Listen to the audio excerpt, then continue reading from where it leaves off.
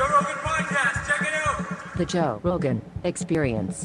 Train by day, Joe Rogan Podcast by night, all day. Can you handle this? That's not physical. It's like, can you handle being in a incredibly abstract place and your brain doing shit it's never done before? Yeah, that seems to be what happens if people can't handle it. Is just the resistance of it. Just like no, and then that's the bad trip. Yeah, they say like surrender, and I've had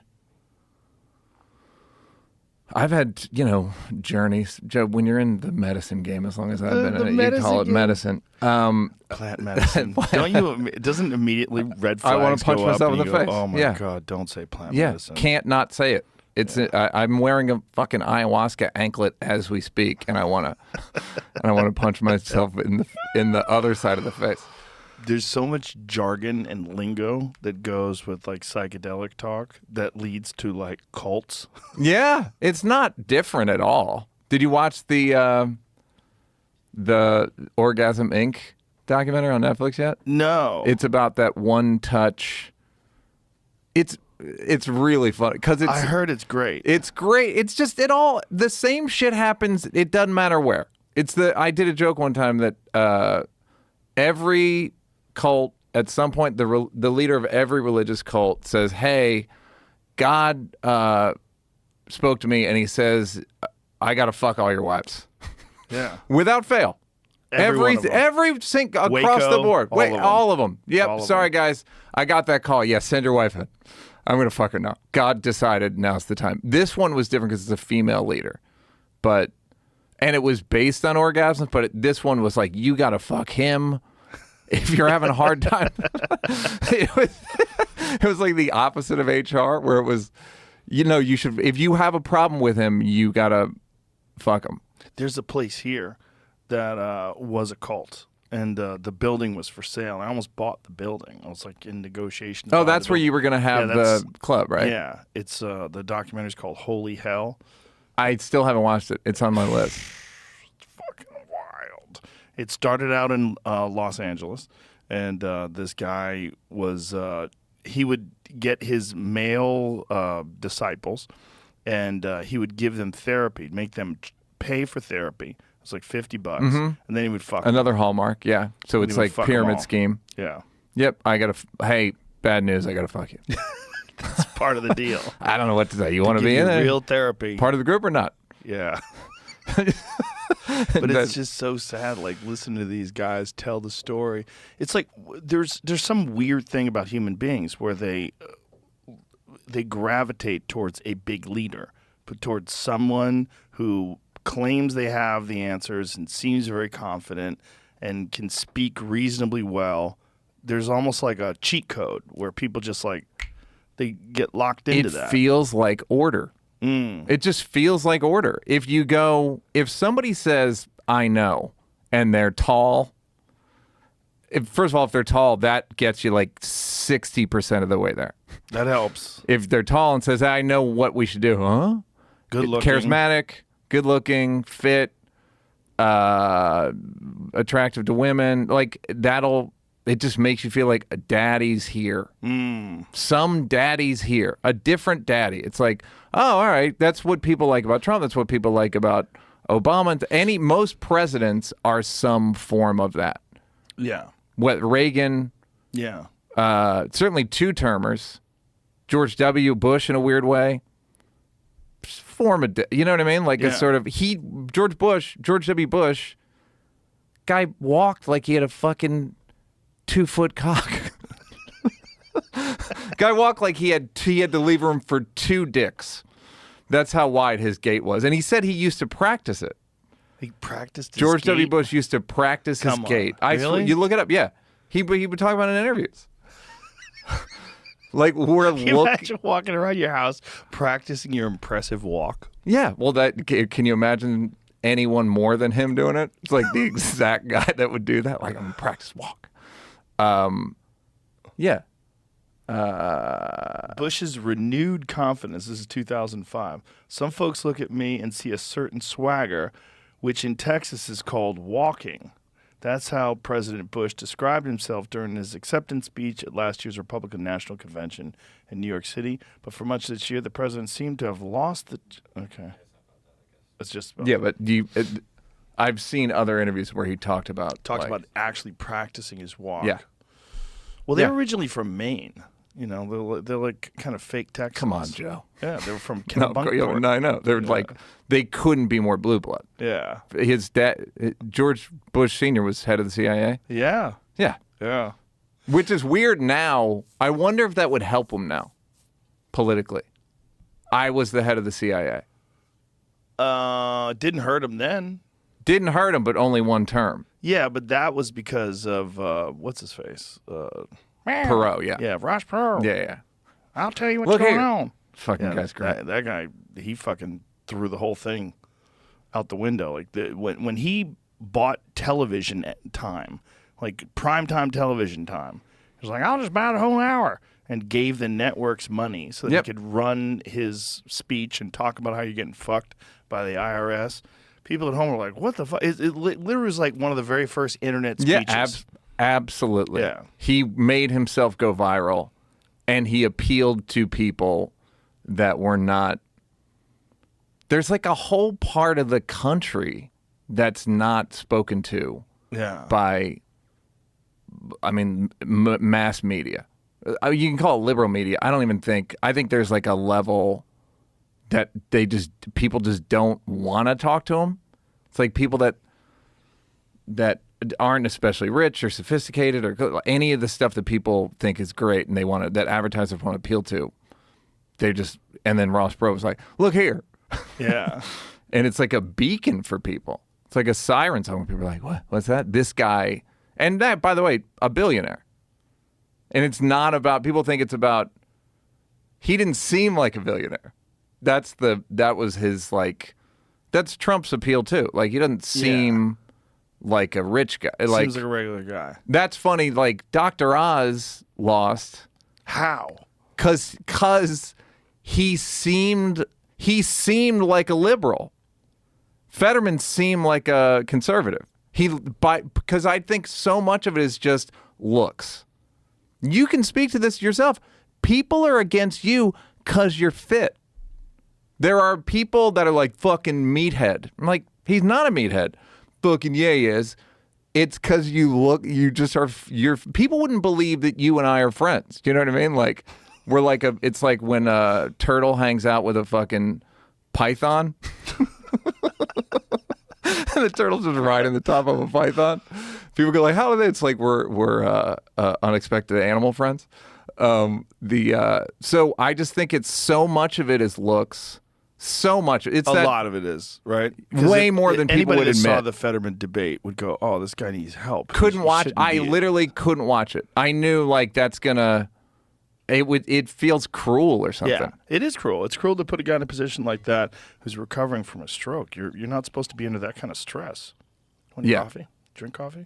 I do. I need too much shit. You put a lot of stuff in it? I put all kinds of garbage. What are you, like I have Starbucks Splenda. guy? Oh, Joe, God. I got the app.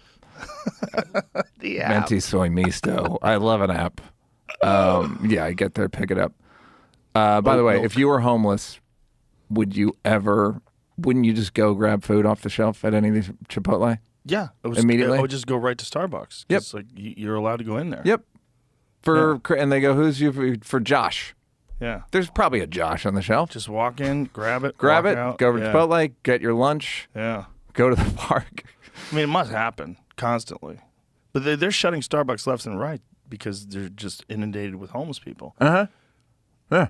It's like when they kicked those black guys out in Philadelphia, you remember? It caused a giant stink. And then they decided not kicking anybody out of Starbucks ever. Even if you're not a paid customer, it's okay. And then the homeless people went, great. Yep. Say no more. Yeah. We'll be right there. Isn't it wild that one decision, how much did that one decision that one manager make cost Starbucks by changing their policy and allowing homeless people to just linger around and smell like shit? And, Did they officially change their policy? Yeah, they officially changed it. Yeah. That's what they call an overcorrection. A giant one, yeah. I read a thing last night that it's like similar but different, where there's so many people quit working at hospitals that there's now incredibly long waits at hospitals, like now, and COVID's like low. Well, they fired so many of them because they wouldn't get vaccinated. All those the thing I read said that 300,000 people quit in 2020 and 2021. Well, I'm sure there's that too. Yeah. I'm sure there's quitting too, but a lot of them just they had the option, get vaccinated or lose your job, and they were like, "What? We went through this when there was no vaccine. We all got COVID, you fucks. Yeah. We risked our lives. We're in here every day. And now you're going to make us get vaccinated when there's no science behind it? We literally have antibodies that are 7 times better than what you get from the vaccine. And you're making people get vaccinated. Just for what? For a virtue signal? So you can tell everybody that everyone's vaccinated? Like, there's zero science behind that. And they all, like, these were our heroes that were on the front lines, and then they fired them. If you were the king of the earth, or let's say king of America, which some would say you are, if you're the king of America, how would you have handled COVID from February 2020? Like, what would you have done? Because I feel like we all have, like, I don't like that, I don't like that, I don't like that. I don't know what the better solution would have been, especially when you consider stuff like hospitals and quitting and deaths and triage, like wherein at one point Wuhan was going to build, they built that hospital in a week, which America just can't do, shit like that. Right. To me, it was always a hospital bed issue. Well, in some ways. The problem, it's a health issue, right? And you're dealing with vast swaths of the population that have very fragile bodies, very fragile health. People that are in bad health, naturally in bad health. That's a lot of have people. Never cared. I would say, what is it, 45% of Americans are obese? Yeah, something like that, somewhere in the neighborhood. And, and that's just obesity. Then you have these people that maybe they're not obese, but they have terrible blood pressure, and they eat terrible foods, their immune system's shot, Diabetes, There's a lot of fucked up people in this country. And that was what was exposed by COVID. No matter what anybody did, it was going to be bad for those people. There is no ifs, ands, or buts about it. No matter what anybody did, that disease was going to wreck people with damaged immune systems. It was just, and especially overweight people. A plurality of people, almost half. To say nothing of just old people. Right. I would argue there's more, let's go 60-40 unhealthy to healthy in America. You could almost go 70-30. Yeah, I think you could go 70-30. I mean, you go 80-20. I mean, you know what I mean? Depending on your definition. You want to get really crazy. Yeah. Fit, then you're down to like 5%. Yeah. Yeah, which is nuts. Like, it's not that hard to work out. But the thing about COVID in that regard is that there's really no solution that made any sense. Like, when there was no vaccine, when the medications were confusing, it was hard to know what was real and what wasn't. Hydroxychloroquine and ivermectin, and what about monoclonal antibodies and all these different things. And it was always never clear what did what. Yeah. It's very, very dangerous whenever you have a new disease, because you do have people trying these off-label medications, and some of them work and some of them don't. And then you have a lot of pressure from the companies that are producing vaccines, because they want a binary solution, because that's where all the cash is. And then you have the emergency use exemption, which the only way you get that emergency use exemption is if there is no treatment that's available that works. So if you are the person that's in charge and you stand to make untold billions of dollars from the vaccine, which they did, they suppress any information. I don't disagree with that. Yeah. I'm wondering, with that playing field, what do you do? What does the king do? You definitely don't shut the country down. You definitely don't. Sometimes I think that, and then I look at 300,000 people quitting healthcare, and I'm like, that's an unforeseen consequence. Do you know what I mean? Yes. Like, how about the restaurants? How about the small businesses? Yeah. So much of the suicide. Country, yeah. Oh yeah, drug abuse and drug overdoses. And that's from shutdowns. From shutdowns. So, and then you go, well, what if we don't shut it down? Well, then you get Florida. Florida had deaths, but if you look at it, Florida, first of all, is very old. A lot of old people. Mm-hmm. And if you adjust by age, Florida did better than a lot of other states. What they did was say, we're going to protect our elderly, protect our vulnerable, and everything stays open. And everyone's like, you're crazy. Everyone's going to die. And it turns out, no. Turns out they were right. And the economy there didn't suffer. In fact, real estate went through the roof. That was everywhere. Yeah. Well, there in particular, because a lot of people moved there. I mean, their economy did well.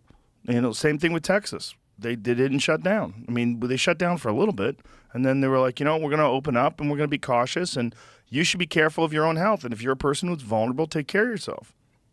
Do whatever you want to do. Yeah, I guess it's just the downstream effects of that. That's. You just can't shut the whole country down and expect that everything's going to be fine when you start it back up again. You disastrous results. And whenever the economy crashes like it did with that, you have all these other unforeseen side effects of that. And, a big one is people's mental health and anxiety. And, how's that going to affect the rest of their life? When someone works for 20, 30 years on a business, and you have a business and it's up and running and it's getting by and you're making a profit, and then all of a sudden the government comes along and says, you have to shut this business down. And maybe you've already had COVID. And maybe you were one of the lucky ones where it wasn't that big of a deal. And you got over it and you're like, okay, I got antibodies now. I'm not worried. And now the government tells you can't work. You cannot. It's against the law. If you do, you'll be arrested. It's madness. It's unprecedented. Never happened before. I agree. I don't think it hasn't happened. It hasn't happened probably since the flu. That was the problem. That was the problem was shutting things down and telling people what they can't do. And also having this blanket solution for people, whether they're 80 and fat or whether they're 20 and fit, which is nuts. Yeah. You can't treat all bodies like they're exactly the same thing. That makes zero sense. It's as a leader, you kind of have to, though, right? You know what I mean? You kind of have. It does have to be one size fits all, somewhat. Yeah, but you don't have to impose restrictions. You could tell people that these are the best suggestions in terms of what we should do to preserve health. But the reality of respiratory viruses is you cannot contain them. They've never been contained. No one has ever successfully contained a respiratory virus. If people are allowed to walk, and they're allowed to talk, and they're allowed to eat, they're gonna fucking spread it. No matter what draconian rules they put down in Australia or in China, it fucking spreads. It burns through the people, and then, and a lot of virologists and people that are experts in respiratory diseases were saying this at the very beginning of the pandemic. They were saying, listen, this has got to burn through the population, and most people didn't want to accept that. They were like, there's got to be a better way. No, there's no better way. When you have a virus that spreads through people breathing on each other, it just burns through people.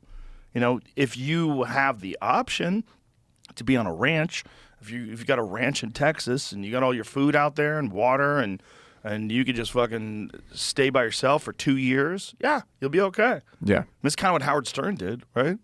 Didn't he I don't even know. Is that what he did? Went to the Hamptons and just stayed put. Yeah. Built a studio out there, did his show from out there. Yeah. There was a photo of him at a restaurant recently. It was the first time he's out in 2 years. Yeah. Yeah, I just didn't. It was, not like I felt bad for I just don't know I don't know who did it well.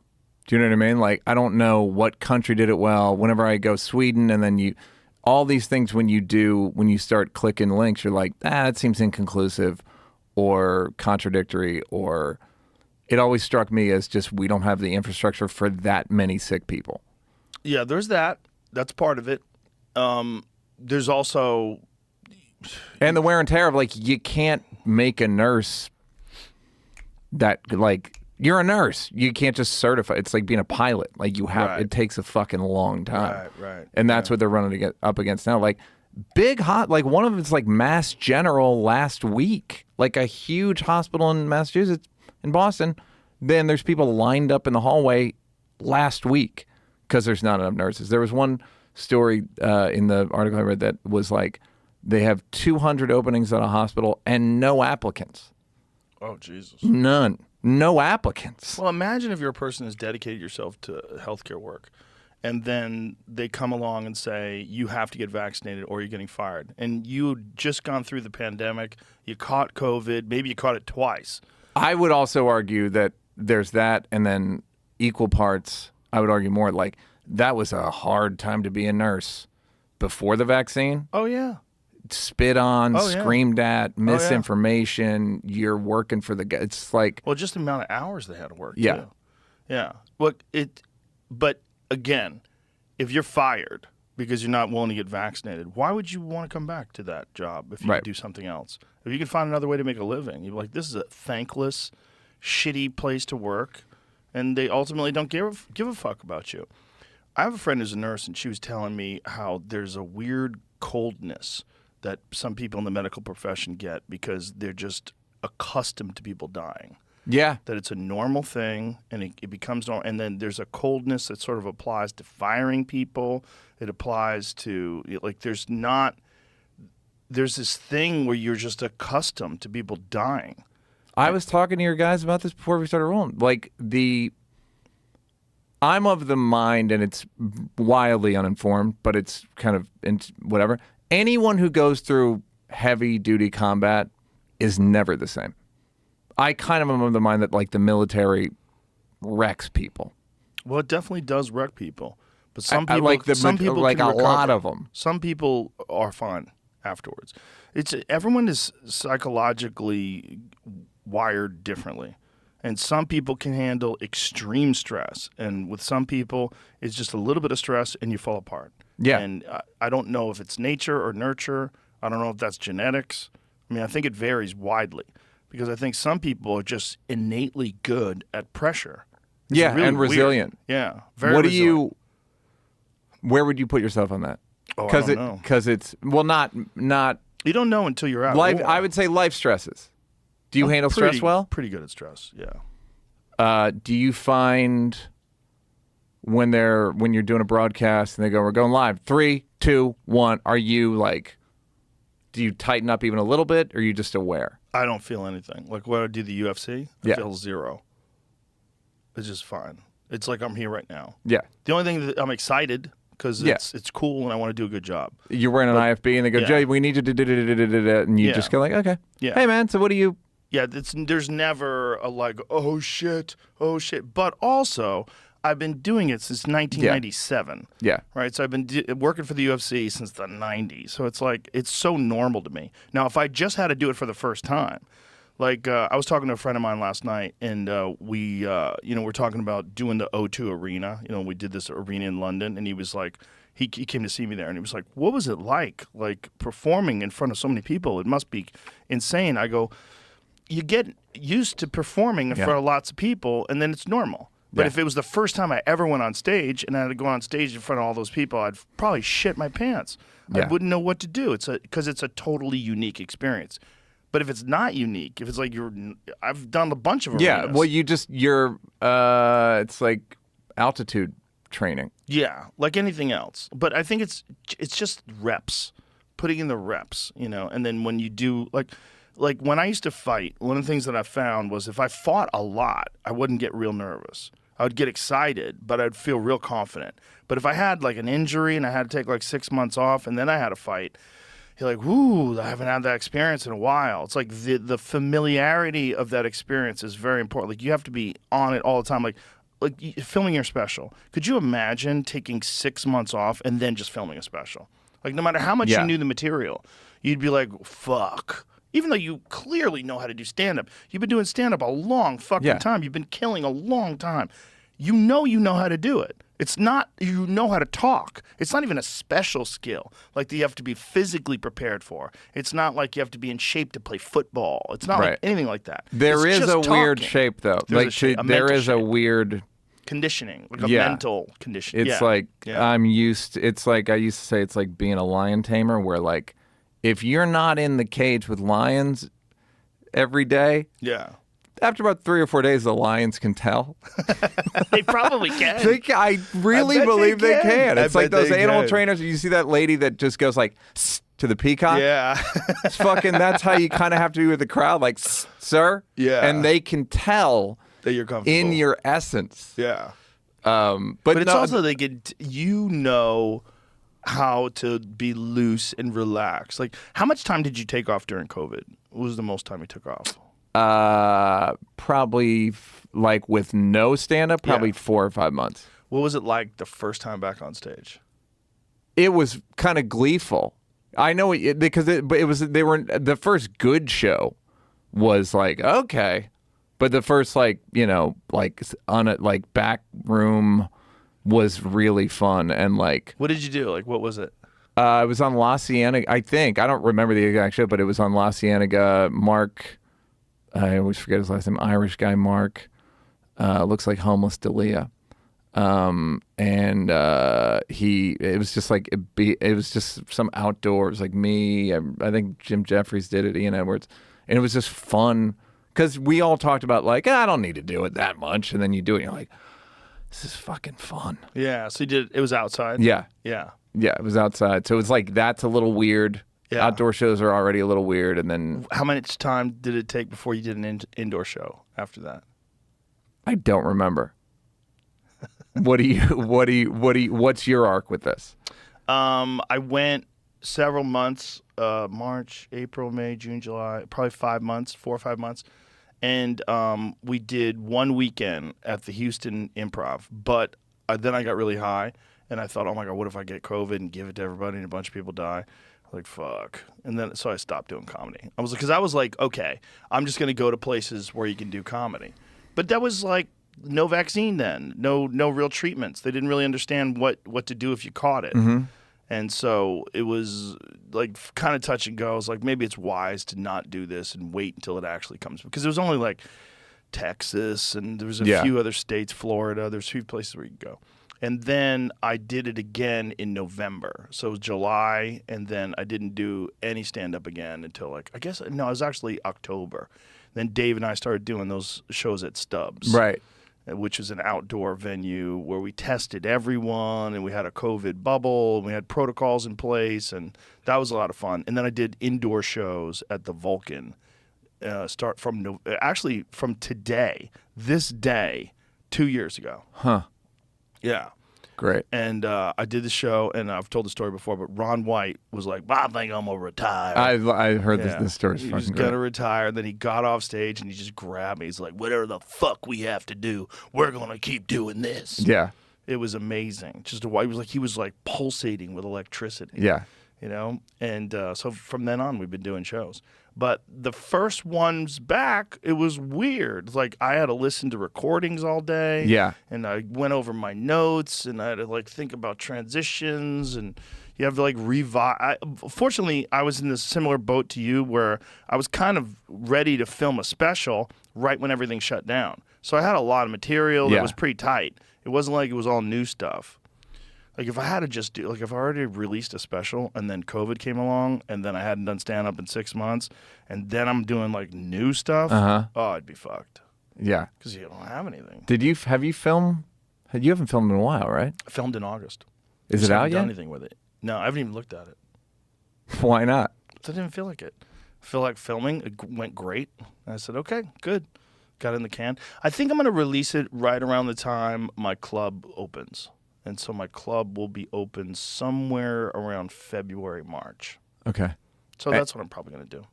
And do you got a plan for a streamer? Or? I haven't decided yet. You know, I'm very fortunate that I could do whatever the fuck I want to do. Yep. So I'm trying to figure out what I want to do. I might just fucking throw it on YouTube. I hear you. There seems to be no...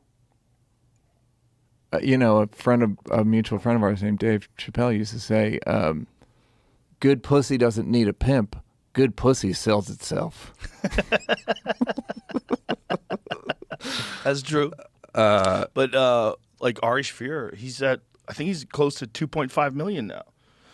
And he's just been up for a few days. It's way bigger than any response he would have ever gotten if it was on Netflix. It was on Netflix. His last special was on Netflix for the longest time. And he's like, I don't think it ever got to 1 million. And really? Yeah. And it's hard, man. What's he at? 2.4. 2,420,000. I haven't watched it. I was very impressed with the production design. It's great. No, he did a great job. Like, oh, that fucking looks really cool. Well, Ari was working on that for a long time. and then the Kobe thing I didn't know he was happened. Jewish. I'm kidding. And he abandoned it. He was actually going to film like very close to when that Kobe thing happened.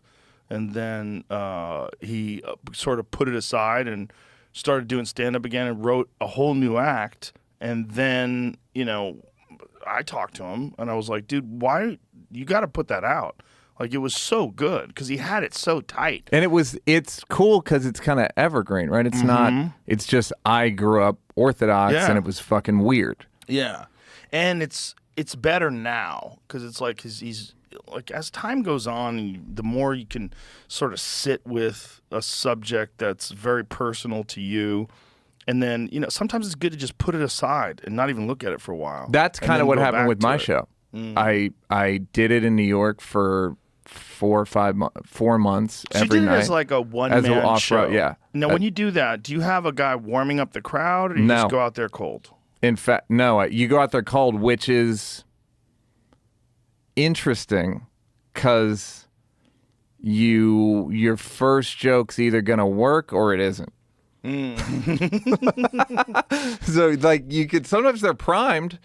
I would say the first joke worked 80% of the time, but sometimes you'd be like, okay, like you throw a punch and like they just stand there. And you're like, all right. But there's some, Cosby doesn't have an opener, Right. Like there's a way to do it where there's something about it.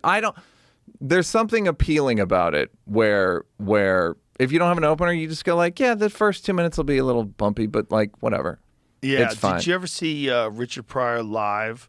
The one he filmed in Long Beach? Yeah. Where he goes on stage and people are still sitting down. Yes. They're walking through the crowd sitting down. And he's talking shit to them while they're walking and talking. A guy comes up and takes a photo stands by the stage and takes a photo. He's That's like, look at so this funny. motherfucker. What are you doing? It's fucking hilarious. I don't think he had an opener. I think he did just warm up walked for out. myself at the Netflix taping, Oh, really? which was like I would recommend.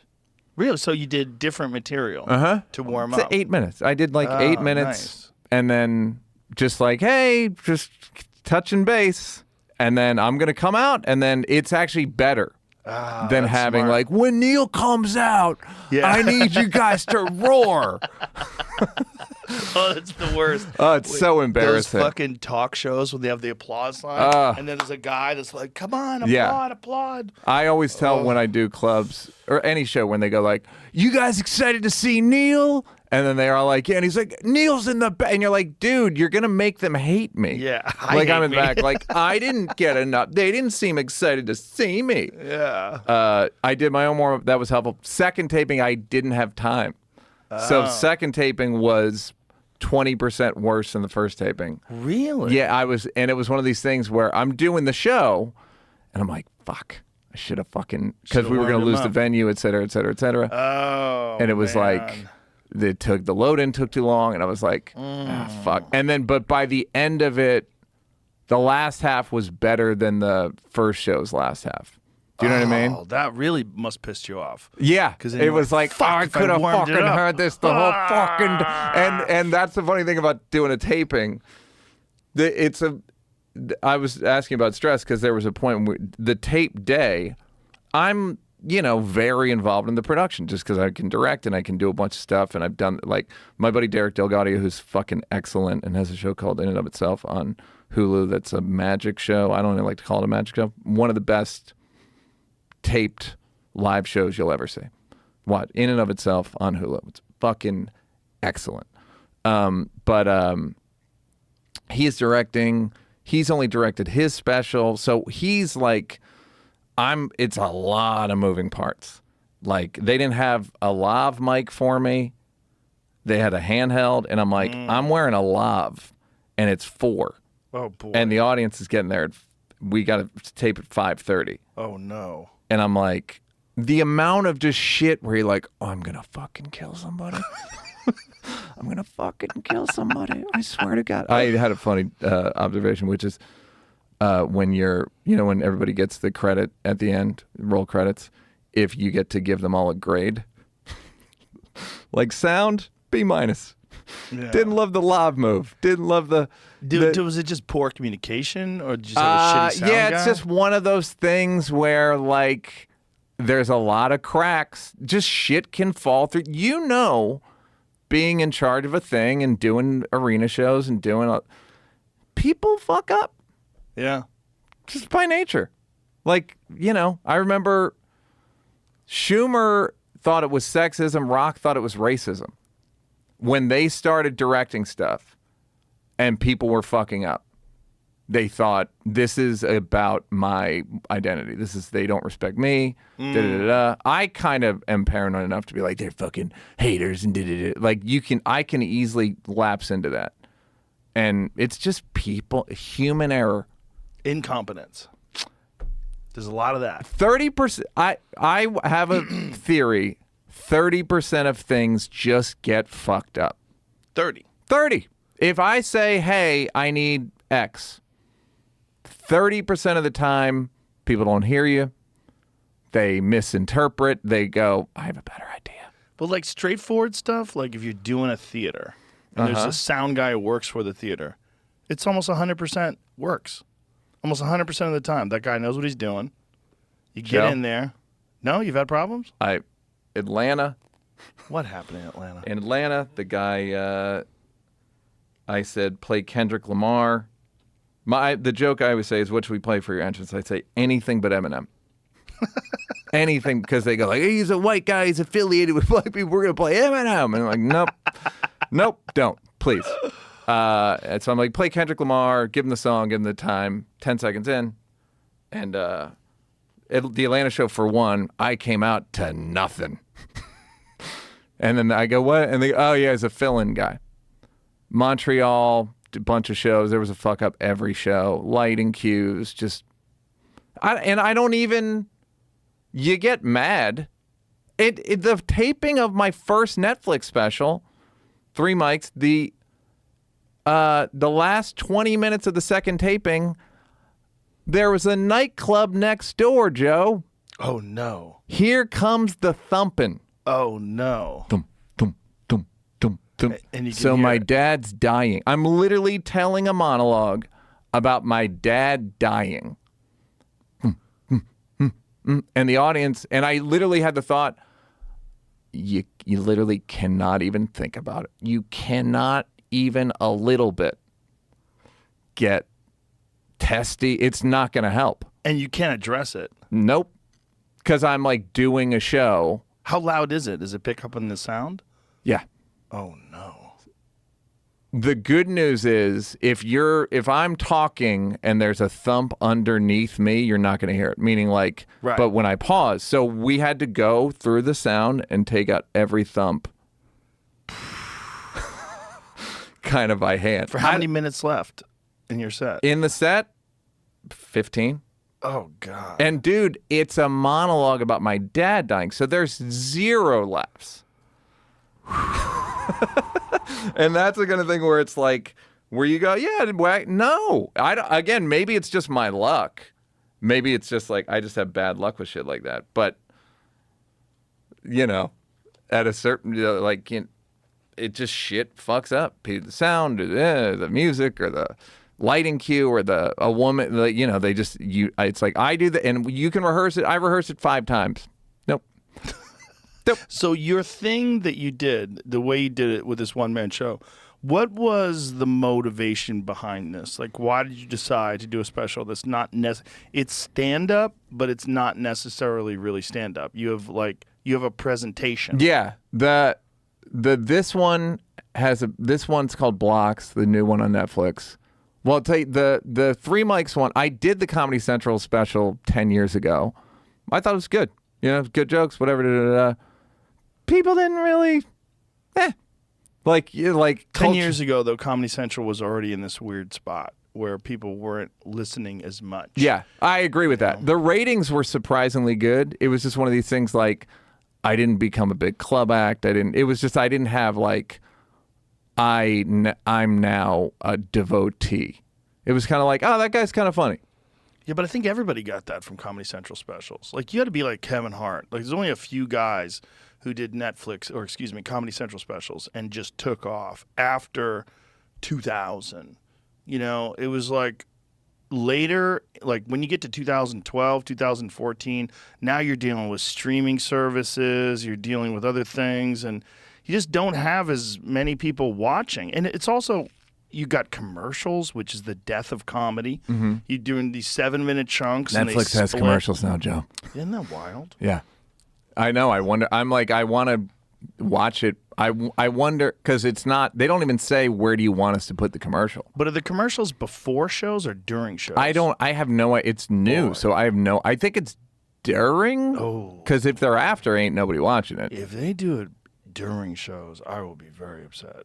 I've heard that Shonda Rhimes and some of the people that have shows on there are like a little bit pissed about that it's like part of the reason they went to Netflix is because they wanted the just shit to play the way they wanted to play, which I get. What is they lost a shitload of stock with the Chappelle thing. Like their stock crashed. It didn't have to do with Dave though. What it had to do with that? Because it was an earnings. It was to me, my understanding of it was the earnings. They just had it was the first time subscribers were flat. Or I think they lost 1 million at one point. Right. But it was also, there was a very big public response to the woke bullshit that they were pushing. And the fact that they would entertain that special was in any way transphobic to the point where they had apologized to people for this, what was essentially like a love letter to a dead friend of his. And to pretend that it was transphobic was fucking nonsense. And a lot of people were upset about it. I think it had, and then Elon Musk talked about how so much of it was unwatchable. It was the number one. Elon Musk talked about how it was unwatchable, the woke bullshit that's on there. There was a narrative. And that was exactly the time where it crashed. Exactly the time where the stock crashed. There was unquestionably, there's a narrative that Netflix was fucking up. And then there was Cuties, that fucked up show that they did about little kids twerking and shit. One of my favorite shows. That is. I love, boy, oh boy. Is that still on? I must have watched it. Can you still watch that? Or do they take it down? Joe, I would binge that and then I'd binge it again. I bet you did. You don't have kids. My God. Yeah, no, I don't. My understanding was that they were not related. Still available. Timeline-wise. Wow, still available. Fahim has a really funny joke about Euphoria, the HBO show. That's the one about kids? Yeah, and he's like, who was this for? Yeah. Because if you're an adult, you're just watching teenagers fuck each other nude. Right. And if you're a teenager, you're just watching kids do drugs. Like, it's like no one watches it for the right reason. Right. That's a good point. That's a good point. Do you remember Kids? Dude, remember the movie Kids is one of my favorite movies. There's some movies that are like that movie's like got very little plot, but you were never, I was 19 and like lived in the city and would just walk around. I didn't skate, but like I was like just a little rat who lived on St. Mark's. So that movie spoke to you. Yeah, I mean, I just think it's a really well-made movie. That life is super dangerous now with fentanyl. Uh-huh. Like it was dangerous back then to just be running around being a teenager doing drugs, but that life now is fucking horrendously dangerous. Yeah. Yeah, that's the when somebody dies, you just go, it's fentanyl. Yeah. Like now if it's not, it's Prince, or I'm sure the Aaron Carter kid who died recently. Yeah, it'll be if it's not directly fentanyl, it'll be drug use, long term, heart. Yeah. He was trying to come on. Was he? Yeah, I didn't think I would have a good conversation with him. He was just so. I've had conversations with multiple child stars. It's a sad reality that they don't develop. There is no redoing that. If you become famous when you are a young kid, you're fucked. You're Almost absolutely fucked. Always. Like maybe Jodie Foster. I've never talked to her, but she seems pretty balanced. I think you have to decide, I'm gonna stop. I have to take a break, and I have to go. Jodie Foster went to Yale, I think.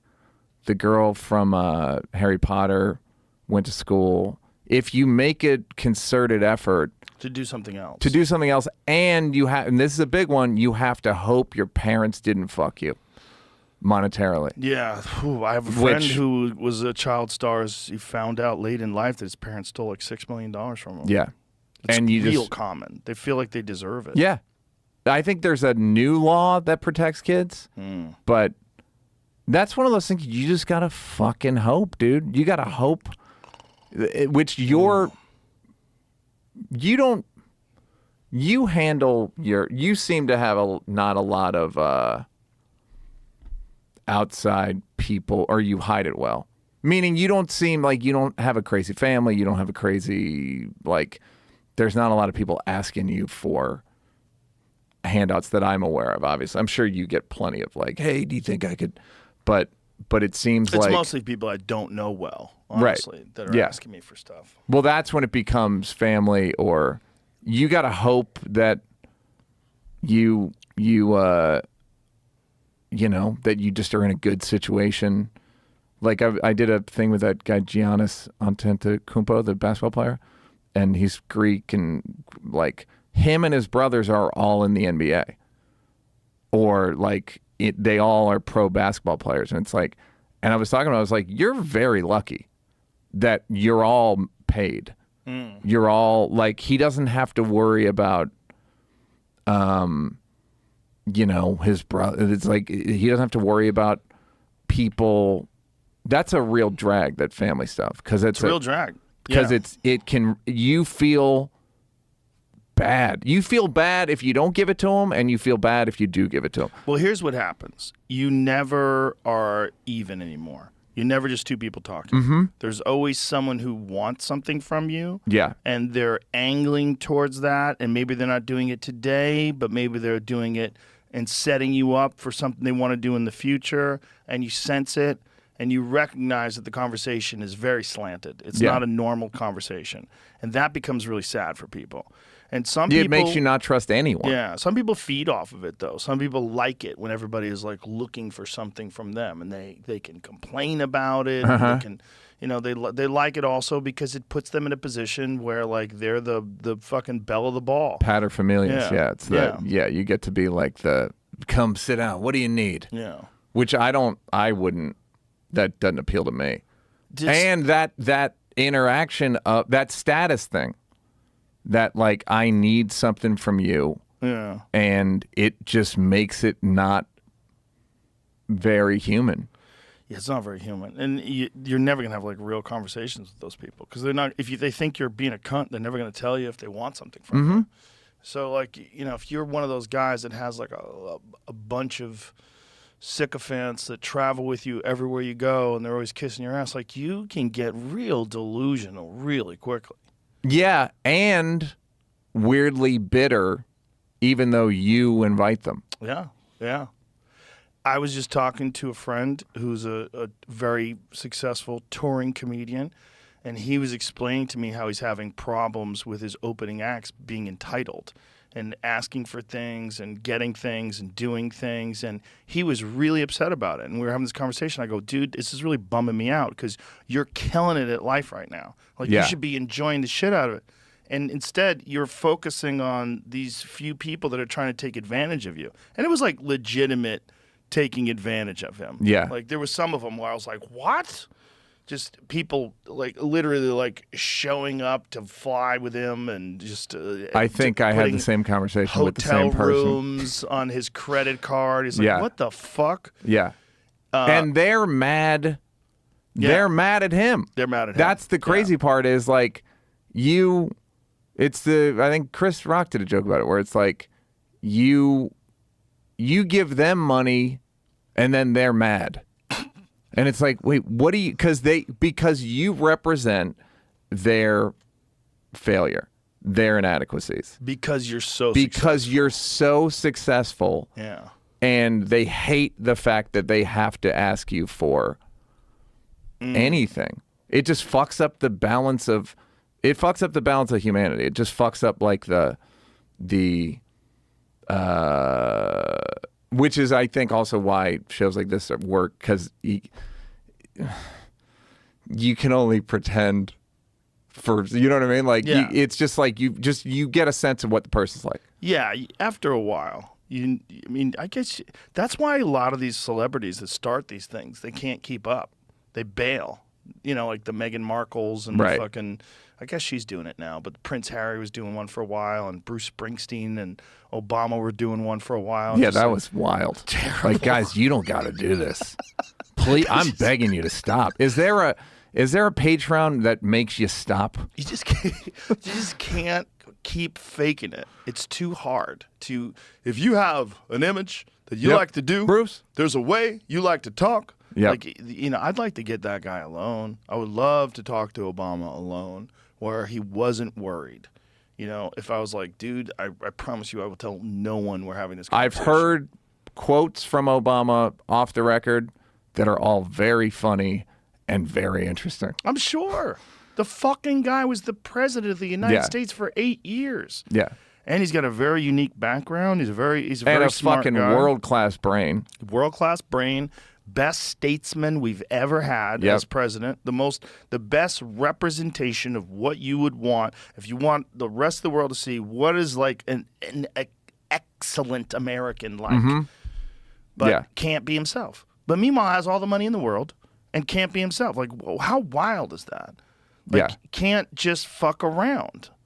You know, I mean, if Obama just fucked around, if like Obama did a podcast and he had sunglasses on like Tim Dillon, and he just like sitting back and he sparked up a joint, So- like, let me tell you what Yeah. I think about this electoral college bullshit. Yeah. You know, So, it'd poop. be amazing. Yeah.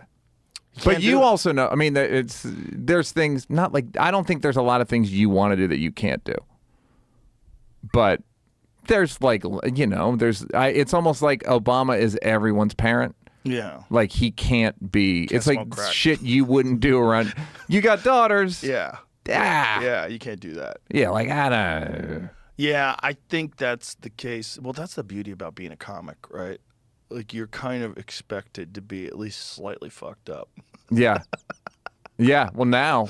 Yeah. Yeah. I mean, it's like you can kind of talk about whatever you want, and that's part of your business model.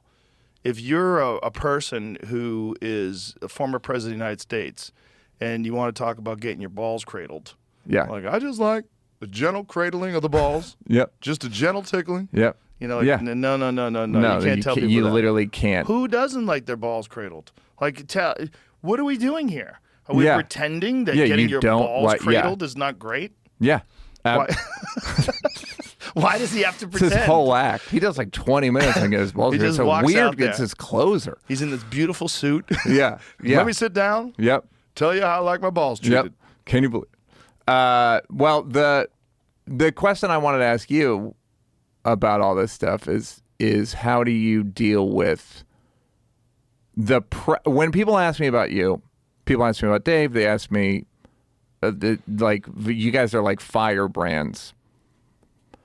I always say that it just looks too stressful for me. Like, the amount of times you maybe are even unaware of it, but like the vaccine stuff, and you make a video, and are those days hellish, stressful, or are you just like, all right, I'll make a video? Oh, I fucked up the thing with I didn't fuck up, or you want me to say I fucked up, or like, what's it like in your body? It depends on the day. It depends on what the controversy is. But generally, I don't read anything about me. I don't, even now. Like if I see some article with some bullshit headline, you know, I don't read it. I'm not reading things about. I'm not interested in people's opinions of me. Mm-hmm. It's like, you can't take in all that. That is not good for you.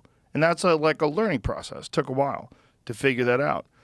And if you stay offline and just communicate with people that you know and you meet in normal real life, the world's fine. The world's yeah. normal. Yeah. The problem that happens with people when they get locked up in a controversy is that they start dwelling on all these different opinions on them. And they start taking it in and considering it and wanting to argue it. I never said it that way. That's not what I meant. Yeah. You These took that out of motherfuckers, and then it context. becomes this emotional You thing. fucking prick. Do you see what Yeah. they wrote? Like, that doesn't do you any good. That is not a positive. There's no benefit to that. Zero. There's zero benefit. So don't do it. And I always tell comedians, I'm like, those good comments that you read, those aren't good for you either. I don't, dude. The reason I wanted to talk to you about it is because yesterday the special comes out, and it's a fucking big day, and it's a lot of attention, and and I had taken Instagram off my phone because I was in. Want to stay healthy? Yeah, I mean, I was in Hawaii, and I'd posted a video, and then I was just like in paradise, worrying about the comments. Ugh. And I was like, this is a fucking waste of your life, dude. Yeah, it literally like, you is. have to not do this. Yeah. And I took it off my phone, and it's been great. And then I put it back on yesterday because I had to post something. That's what I tell myself. But also, I wanted some of the juice, Joe.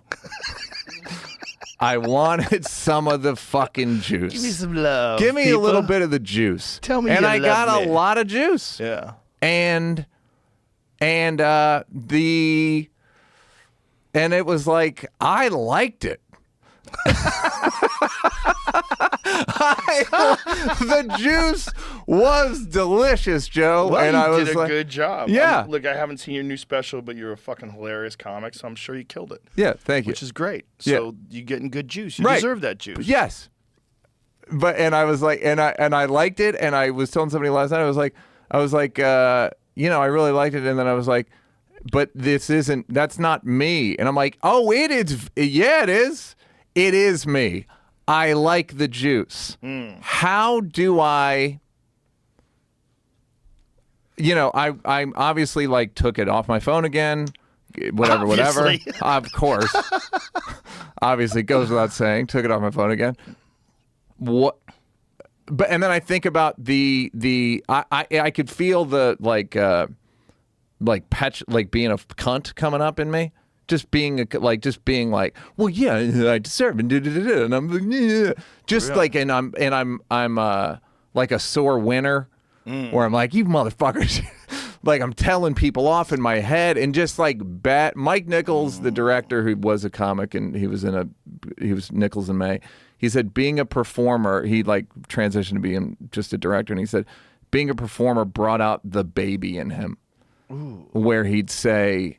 He would be like, he'd notice who had the bigger dressing room. Oh, no. And just shit like that. And it was 12 hours of I called myself a despot in exile, where I'm like in exile, and then I get like the country welcomes me back, and I'm like, there's going to be some changes around here. In 12 hours, I became a fucking monster, and I thought about you, and I thought about Dave, and I thought about guys who...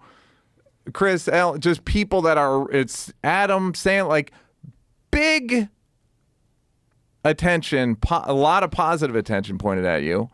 And you must at a certain point go, I have to make a very firm decision about this. Yeah. Well, Dave doesn't have social media on his phone at all. But at the same time, he gets sent he sees everything. Because people send him important shit. Things that people think are important. I tell people never send me anything about me. Well, somebody sent me a review, and I was like, don't send me this. Literally, don't send me. I don't want to read it. People are entitled to their opinion, and they should express their opinion. There's nothing wrong with that. I agree with that. But the idea that you should participate in their opinion when you don't even know these people, and you should take this in, and then some people treat it like gospel. Like some people's confidence has been destroyed by someone telling them they suck. I mean, it really can fuck with some people's heads. It was fucking up my Hawaii trip. Well, one of the things that I do that I think is very important is I work out really hard. And I think that resets my day every time. So all the other things, like, oh, I should read the comments, like, what are they saying? Then none of that happens. There's no room for that. I'm so exhausted from that, like physically you almost exhausted. Kill yourself. It's a weird, like near-death experience. So I get to a point where I've wrung all the stress out of my body. Yeah. And when I do that, then other stuff doesn't seem like it's a big deal. It really isn't. Because it's like the physical discomfort. Yeah. You reset your hierarchy of needs. Yes.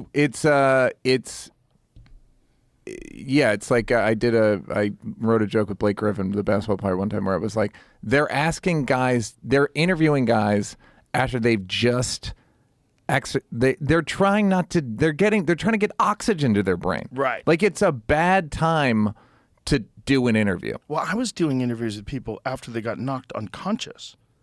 And do you feel, are you kind of like, do you not like it? It's not a good time to interview people. They make mistakes because, like, you just had your brain shut off. Like, so maybe they think they won a fight, or maybe they think something. They don't know what the fuck just happened. And there's varying degrees of that. Like, you can pretend, oh, he knows he's playing dumb. But you have zero idea what's going on in a person's brain unless you are them and you have been knocked out. Did they have a policy of like not doing that anymore, or you still do it? Well, I said I won't do it, and then I fucked up and did it with Daniel Cormier. But I was so confused in that fight because Daniel's a good friend. I love him to death. And John Jones had just knocked him out. And I was in this state. Is this recent or no? No, this was a few years back. Yeah. I haven't done any like knockouts interviews since, but I think I did a couple of TKOs, and I think it's a judgment call. Like there's sometimes when the guy's getting fucked up, but it's really like he's just beaten, he's getting his legs kicked and punched, and the referee comes and stops the fight, but he's okay. Like he just got fucked up. He's not out cold. But sometimes guys get knocked out cold, and when they get knocked out cold, like ooh, you don't really know because they went away. Yeah. And then they come back. Yeah. And they're in an arena for fine. some reason. Yeah. Some guys are fine and they handle it with grace and dignity. And, they're amazing at it. And that's also depending upon that knockout versus a different knockout. Like, what happened to you that day? Like, how bad did you get beat up before you got knocked out? Was it just one punch? Was it a kick to the head? Is a kick to the head worse than a punch to the head? Even though both knock you out, the force of a kick is way higher. So you don't really know. You don't really know until you're talking to them, and I don't think you really will ever know because a lot of people could talk on autopilot, and then they'll tell you, like, they go back. I don't remember talking to you. Yeah, they go back to the dressing room. They have no idea they fought, and then they're in the hospital room afterwards. They don't know what happened, and they lose like hours of the night. It's really common. Yeah. So to ask them to, but I think you're smart. To get back to the original thing, you're smart to reset your hierarchy. Yes. Where you're fucking exhausted and you want to just breathe and get your body back to like and you still have all that like exercise drain / tingle. There's that too. There's like you exhaust yourself, which I think is very good for you. My brother Kevin relieves you of the stress. Used to jog every day to run the Brennan out of him. Like we got bad shit in us. I have to run it out of me. That's hilarious. It's fucking very funny. And but that's a smart approach. There's two things going on. There's the physical thing where you're wringing out the stress, which I think is very real. It makes you feel better and it's easier to get by. But then there's also the psychological thing. Because to work out really hard is very difficult to do. And you think things are difficult until you compare them to things that are very difficult. Mm-hmm. Like very difficult things. Like if you're going on a hike in the mountains and you're going to backpack in and camp out and it's 14 miles in, you have a 70-pound backpack because you have all your food, you have your bedding, you have a tent, you have all this shit on your back, you and your friends, and you're walking 13, 14 miles in. Mm-hmm. That's fucking hard. Yeah. When you're 9,000 feet above sea level, you're like, yeah, that's real hard. Yeah. It's not comments on fucking Twitter. Yeah. That's not really hard. Yeah. That is easy to ignore. It's easy. Like you have the option to ignore it and life goes on. Your brain or you have the option can't to take it all in. Your brain's like, yo, I can't worry about it. Like you'll have a flash of it. Yeah. Be like, we can't fucking, dude, you gotta breathe and you gotta get or you're gonna perish. Yeah, but you also gotta do difficult shit. You do difficult shit to change what your watermark is. Like what's your mark of like normalcy? And if your ability to handle difficult situations and discomfort is at a very low level, you are going to be miserable forever. You've got to elevate your ability to withstand discomfort. So the things that are discomfort very discomfortable for You most raise people. your bar They aren't as continuously. bad for you. They aren't as Right. bad for you. And if you can get there, it's a better place to be. You just make yourself resilient by Yeah. it's like throwing the medicine ball in your stomach, just fucking getting the fucking. Yeah, you're getting like mental, like if you're doing like endurance work on a bike, like doing sprints on one of those air machines, you're not capable of thinking of anything else. Mm-hmm. You're barely surviving those workouts. You're like, fuck. There's these things called Tabata sprints. It's a great protocol for developing endurance. And you do a 20-second sprint followed by 10 seconds of rest. It's the shortest 10 seconds you'll ever experience in your life. Because then right after that's another 20 seconds. Even I do high interval training for just running. You just sprint for a minute and then not for a minute. And you're like, boy, that was a pretty quick knot. That fucking slowdown was not. I think they fuck with the clocks a little bit on that one. It's time is relative. It's very relative. So how do you deal with? How did you deal with the Spotify? What's that day like? The day of the boycotts and all that stuff. Because I haven't spoken. I don't know if you've spoken about it at all. It was. They had never experienced anything like that before, so it was interesting to see how they would handle it. They handled it really well, and again, like when I made that video, where the big one was like Neil Young and Joni Mitchell, and when I made that video, like one of the things I really wanted to get out there was a lot of the things they were saying were misinformation. Like that's a shit word. It's a shit term. We're talking about things that are proven to be true now. Right. And when I was talking about them, a lot of the things that I was talking about were already on the cover of Newsweek. Like that was the one that masks don't work. Or no, the cover of Newsweek was the lab leak hypothesis. Right. And then on CNN, they were saying cloth masks don't work. These are all things that I had read and talked to people about before. I'm like, you got to recognize like what you're calling disinformation 6 months from now could be just accepted fact. Right. And that's what we're seeing over and over and over again with this. So there was this, it was very strange to experience that because I could tell that this was not. But you also knew you couldn't get in the weeds. You couldn't even, it's not like you can't get in the weeds. Yeah. You can't get in the weeds. You can't go over reading the things that people are saying or watching things people are saying. Or It's even that's not good counter for that. You can't argue. Like, what did I say? I said cloth mask, and I said, like, you can't. You got to let other people do that. You be yourself. But if you have to express, if you feel like you didn't express yourself correctly, or if you feel like there's something more to say about it, definitely do that too. But to counter all the different points of criticism, and also that's a game dummies play. There's a dummy game, and that dummy game is attack you so that you have to respond back to them. It's like, oh, you're so clever. Yeah. It's trolling. Yeah. And you only do it when you don't have other things to contribute. When people aren't really interested in your personality or your perspectives or the way you word things or talk about things, then you got to just go start talking shit about people and starting shit with people and hope they respond. And there's like a whole ecosystem of people talking shit to each other and responding and then becoming friends. It's like, girl. And by the way, the friendships are not the sturdiest, I'll say. Let me just say, silly way to live your we've life. learned in the last couple of years, these friendships are not very robust. Yeah. Well, that's what I always say about you. It's like, I've known him 30 years. He's fucking nice to me. And I am nice to him. We are unlikely animal friends, but he's nice. I respect him. He respects me.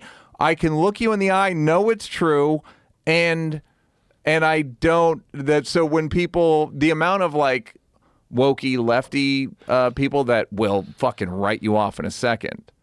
Yeah, it's like that's okay. Yeah, it's okay, but you just go, okay. There's plenty of things to like in the world. You Of don't course, have to like me. Yeah. It's okay. No, yeah.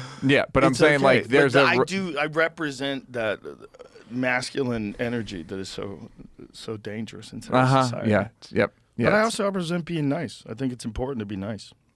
Yeah. I think it's super important. By the way, they're not mutually exclusive. In fact, they're not. In fact, yeah. When you're stronger, you have more of an ability to be nice. You know, you really do, because when you're more controlled and more confident in yourself, you have more of an ability to forgive people because there's a strength in that. Just like, come on, fuck off, come on, relax. Are you a grudge person? No. I'm a big one. I'm not at all. Not at all. No. Do you see? What about when people say we need to move on, we need to put that behind us, and all that stuff? If somebody fucks with you and then goes, let's just let bygones be bygones. Some people just like to do that over and over again. Well, that's what I'm a saying, problem with some people. Some people they want to get involved in conflicts and then make up. You know, like, have you ever had a girlfriend like that wanted to fight?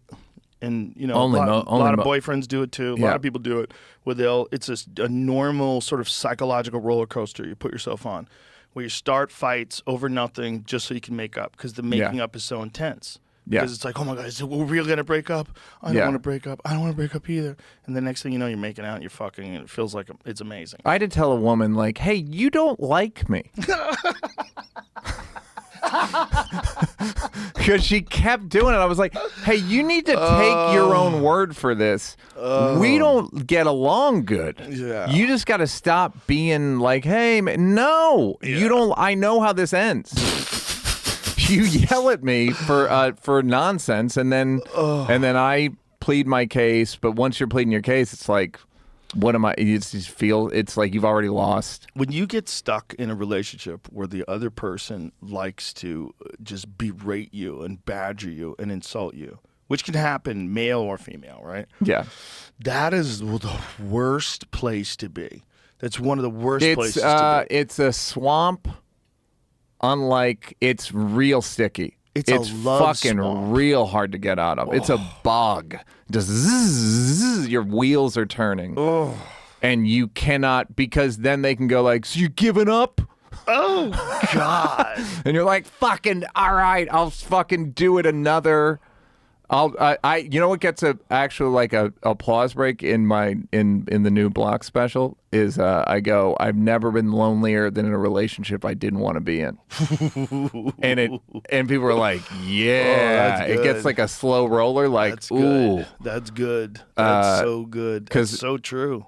Yeah, because I'm single, not married, doing kids, and it's like, do I get lonely? Yeah, but you're also not miserable. Yeah, and I know a lot of lonely married people. Yeah, there's a great quote somebody said once, I'd rather be alone than wish I was alone.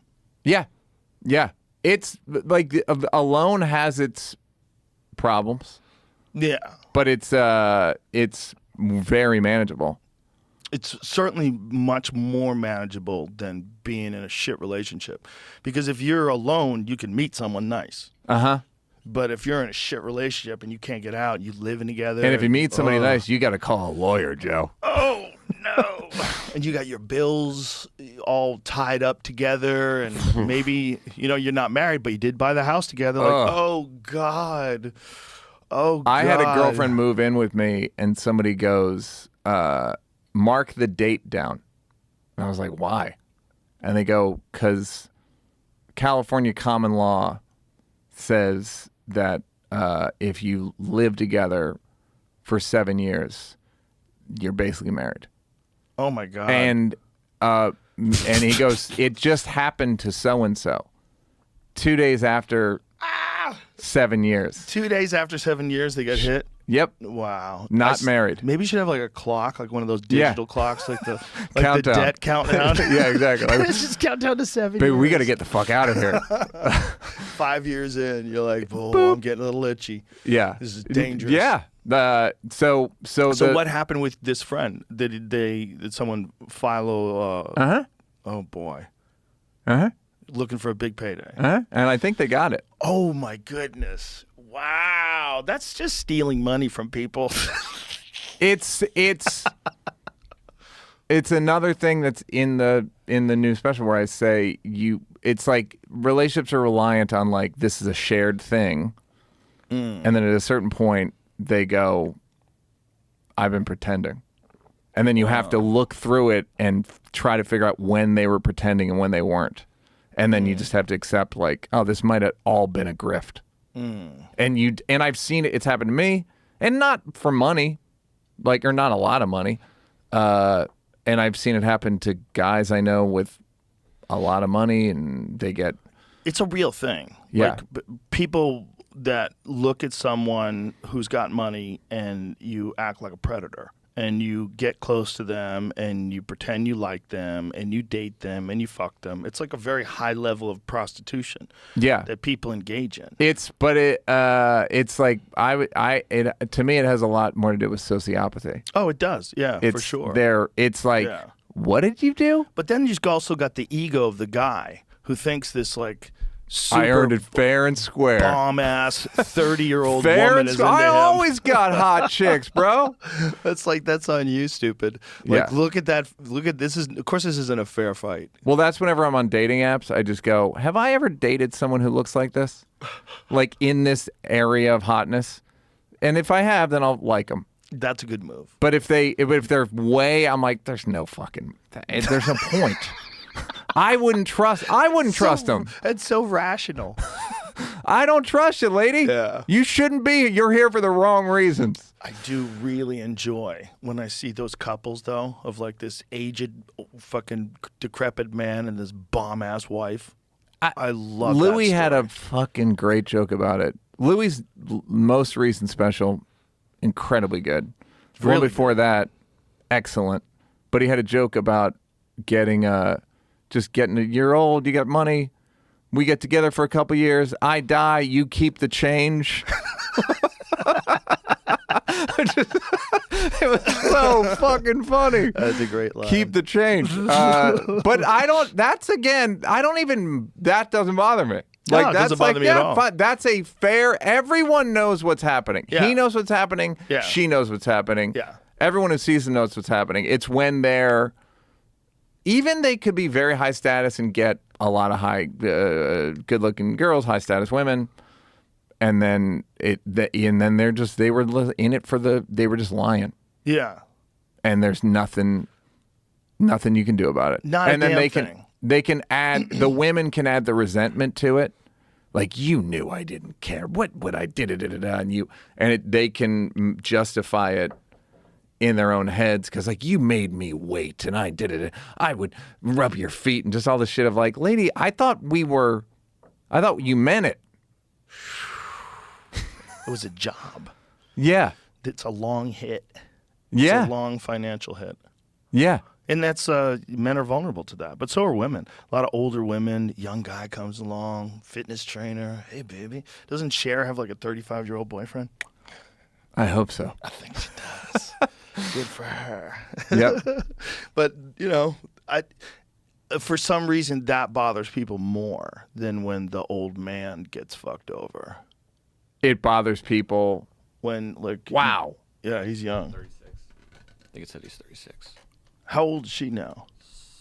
70. He looks like a discount Chris Brown. By the way, that's her real hair color. What? What? It said 40-year age gap. Yeah, she's 76. Wow. Good for her. Cher Good was like for a good her. Cher was a good cultural thing. Why does she have to defend the 40-year age gap? Who gives a fuck? He's a grown-ass man. Yeah. Why does anybody give a shit? Like, once someone's in their 30s, Yeah. like, why would you give a shit? Well, I think when they do it, when it's an older man and it's a younger woman, it assumes that women are feeble.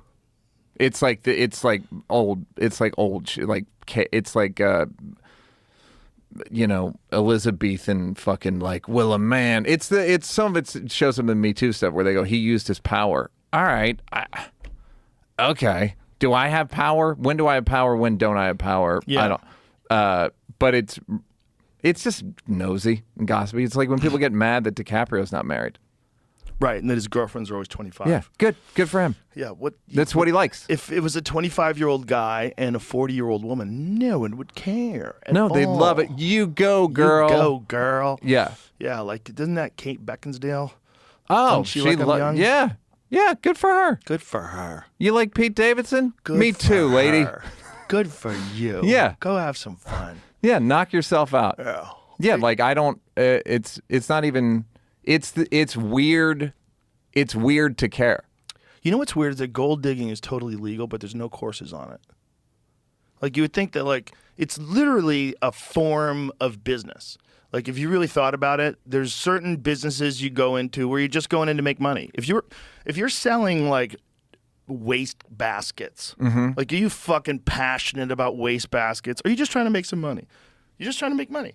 Well, there's ways that people teach people how to do all sorts of jobs, but there's no courses apprenticeships on gold digging. Like, if you could talk a girl through like real psychological manipulation and getting close to like decrepit old men with shit piles of money, you can make a lot of money. Like, you think about every client, if you're a real estate agent, every client that you become friends with, and maybe they're going to buy a house in 5 years. Maybe you're going to sell this house. Maybe you make money on both those houses. You got to stay close to them. Yeah. No, you're right. There are, but I think that you could see a lot of the gold digger ladies, you could see them it's almost like an origin story when they're 6 and they get their dad to do something. Oh, yeah. You know what I mean? Like Or some boy in class. They could talk some boy in class. I like your joke about your daughters like slowly stealing your manhood. Yeah. It's like, and then you made it a Kardashian joke, which was great. Made it like, it was one of the few Kardashian jokes. I was like, tip of the cap. Where that I'm sure you see your daughters develop manipulative traits. Yeah. Yeah, humans manipulate people. Yeah. They and you influence get to people. watch it in real time. The best is when they'll pretend they're sick. They're like, oh, I just don't feel good today. I'm like, dude, really? Let me take your head. Let me check your temperature. You're fine. Get the fuck out of here. I know what you're doing. Do you bust their balls? Try not to. But there's you don't the comic in you wants to just be like, get the fuck out. I do a little bit, but you don't want them to get sad. It's like a weird dance. You can't fuck with them like a guy like, bitch, you're fine. No, yeah, that's what somebody told me. Like, he goes, yeah, the deal is they can make fun of you and you can't make fun of them. Yeah. Well, I make fun of a little bit, but not. You just like, you can't talk to them like they're your comic friends. They're little kids. Your daughters are getting 16, 14? 14 and 12. 14, 12. Yeah. So they're like, so you can see them like not becoming women, but yeah, they're becoming. Does it inform your opinions or information about women, or does it affirm it? Well, whenever you're experiencing life from the moment a child is born to them having conversations with you, it's weird. Mm-hmm. It's very weird. It's like you remember when there was no baby, and then there's a baby, and then all of a sudden they're talking. It's like you're keeping up with their development, but you're not really developing that much. And you're just watching these creatures. I mean, you are, but not like they are. No. Like, they're learning how to talk and walk, and they're learning games, and they're playing sports, and they're doing different things, and learning musical instruments and stuff, and you're like, whoa. You're watching these little sponges of information evolve and grow before you, and then the next thing you know, like, they're teenagers.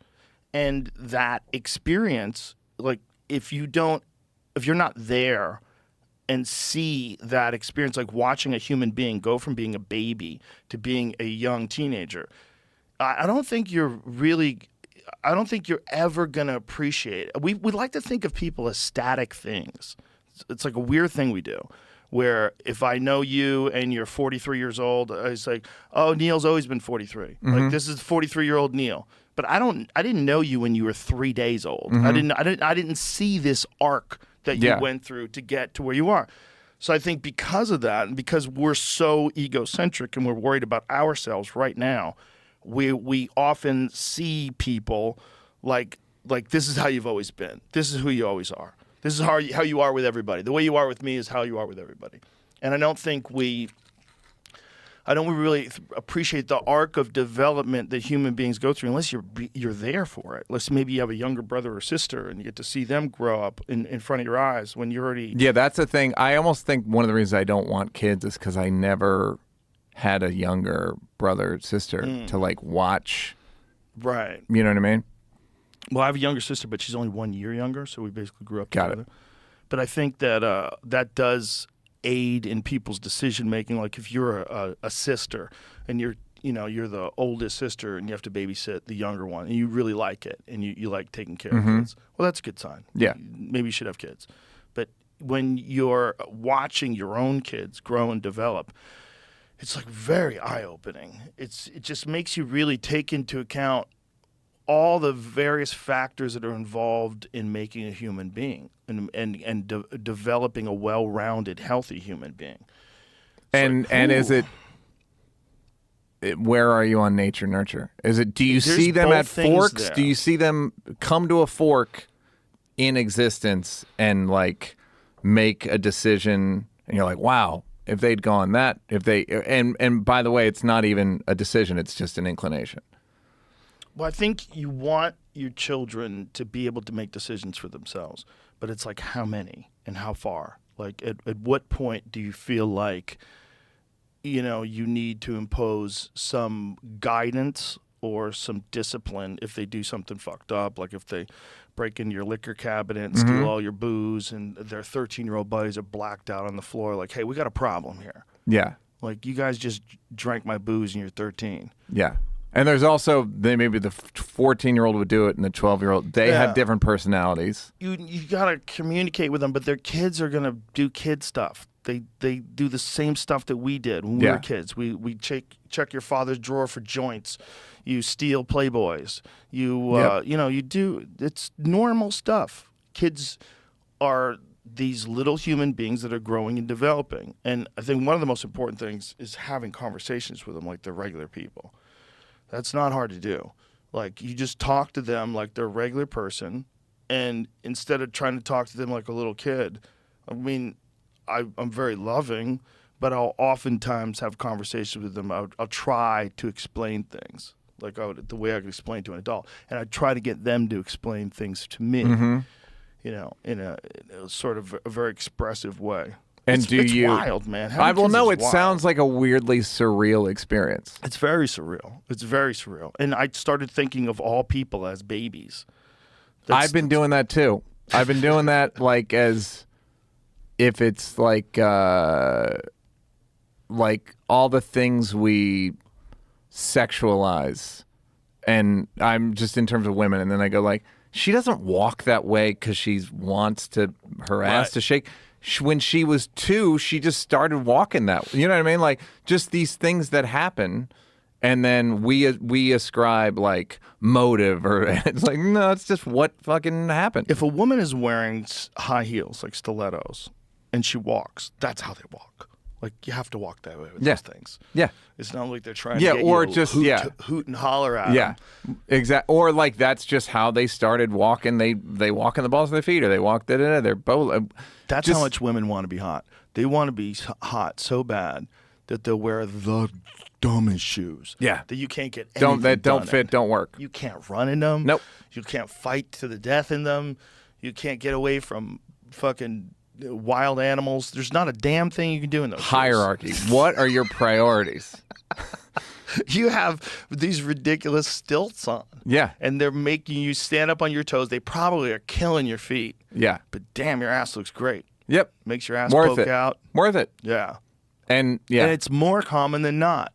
Like, it's so accepted. It's a weird paradox but it gives them power. Yeah. Because that sexual desire thing is a big... lot of attention. Yeah. That's, I just spoke about this earlier. You like the juice. Yeah, like that juice. All right. So I want to get back to the Spotify thing real quick. So how does that information come to you? How does it like, hey, this is a problem? And then how do you then make a decision? How long does that take? Who do you talk to? Or whatever you wanted to say. Well, there was several phone calls about it. It was one of those things where it's like there was a lot going on. But did you feel like you were in trouble, or it was just like, this is a pain in the ass? Definitely could be trouble. Yeah. I mean, you got to think of, having artists boycott it and, being able to explain, like, what do you mean by misinformation? Because I know people say things like that, and they say things like misinformation, but how much do you actually know about the subject? And that's why I wanted to say, in that video, this is what I actually know about the subject. We're not talking about quacks. We're talking about one of the guys who has 9 patents on the invention of the mRNA vaccines. These aren't nutty people. They're like the leaders of their field. Peter McCullough is the most published doctor in history in his field. These are like very prominent physicians and doctors. And so saying they're misinformation, you're buying into the bullshit. And you're upset because you're old and vulnerable. I get it. And you don't want anybody I did a joke denying like a lot of science and artists spreading a virus, right? I get it. I get where you're coming from. But what they're telling you is not true. And what they're telling you about this being misinformation, if you have someone on who wants to go into in-depth discussion about whether or not this is a gain-of-function research lab virus that got accidentally released onto the world, there's a lot of evidence that points to that. Right. But that shit would get you removed from YouTube just a year and a half ago. They would pull you from online. You wouldn't be able to say that. But that's pretty much accepted fact. There's like a 90-something% certainty. I think the last time they polled, is there a poll? Like how many? Let's find out if this is true, because I think I read this on Reddit. What percentage of people believe the lab leak hypothesis is the origin of COVID? Like if I'm interested in that. Like prominent scientists, anybody or like scientists? Because I've heard people argue against it, that they think it's a natural spillover, but the arguments against that argument are very compelling, saying there's no animal model, that doesn't make any sense, and also it's in the same fucking place where they had a COVID lab. Like, duh. Yeah. It's right there. This is where it started from. When Jon Stewart was on Colbert and he went on that rant about it, oh my God. It was funny as fuck because Steven was frozen. He was trying to cockblock it. Yeah. He even tried to, no, you don't like mean to that. see some evidence? Yeah. If you have any evidence, I'd like to see the evidence. Yeah. Like, what are you saying, man? Why are you holding water for a Chinese biolab? Politico, Harvard poll. Most Americans believe COVID leaked from a lab. This is a year and a half ago, though. Just Well, now it's probably everybody. Okay, so that's one poll. I think there was like a poll among scientists. I think what I had read was like in a conversation. It's one of those weird things where I don't care where it's from, and it just becomes an argument about like. Oh, I fucking care. You do? How come? Because there's funding behind that, where the American taxpayers like helped fund this kind of research. Oh, this the is gain of function. Okay. This is research that Obama shut down. Right. And then during the Trump administration, they're like, fucking start it back up again, baby. Yeah. And people have been very deceptive about whether or not this research is ever even done. You know, that's the famous Rand Paul. Yeah. You've seen those Rand Paul, Fauci conversations where he's calling it gain of function research, and Fauci's like sticking to this very narrow definition of what gain of function is. But the reality is they manipulated viruses and made them more contagious for humans. Right. That's what they did in that lab. That's also an ongoing thing in science. It's kind of part of science. It's not like it's not some like secret fucking nefarious lab. It's just a thing that people do in science. Well, they give money to different labs for different research projects. And right when Fauci's leaving, he's retiring, he just gave another grant to the same people that they were accusing of doing this work. So that's your sort of premise on why it because I'm still of the mind of like, okay, even when you say because people gave money to it, is it just about like don't pay these people? Is it about stopping that process? There should be some real conversations about why this was done. Like, why are you doing that work? Like, are you doing that work so that you can come up with better cures? And where are those cures? Because, like, what are you, or are you just doing the work to better understand viruses? So you're risking making this highly contagious virus that may or may not get out just because you have research money. They're doing it in tons of areas, though, right? Like that. Am I misunderstanding that? They do it in. Oh yeah. Yeah. They do it in Galveston. Duncan and I went to the Galveston lab, and it's fucking crazy, dude. They're all got spacesuits on, and vacuums attached to their heads and shit, and they're working and the guy was explaining to us, he goes, we are working with some of the most infectious, horrific diseases in the world. They're right here. And we're like, what the fuck? Y'all should stop. There? But he was saying that they weren't worried about man-made stuff. He was saying that our biggest fear is some natural spillover that's catastrophic, something like the plague, and that is really possible, and that's why they have to study these diseases. It was a really wild thing because he wasn't worried at all about what actually happened at the time. Because this was like, I think when Duncan and I were on, it was like, what was that, like 2013 or something? So it was quite a while ago, and I don't think they were really worried about an engineered virus. something that was naturally designed to become more infectious so they could study how those things work. Is there, in terms of like information, misinformation, AI, deepfakes, all that whole field, and even what Elon Musk running Twitter now, right? Where do you fall on? Because it's one of these things, like, I believe in. There's got to be some sort of, for lack of a better term, board, jury, some system in place for what is true and what is not true. And when I talk these things out with people, I always end up in like, we all agree that there needs to be some board. We can't agree on who should be on the board.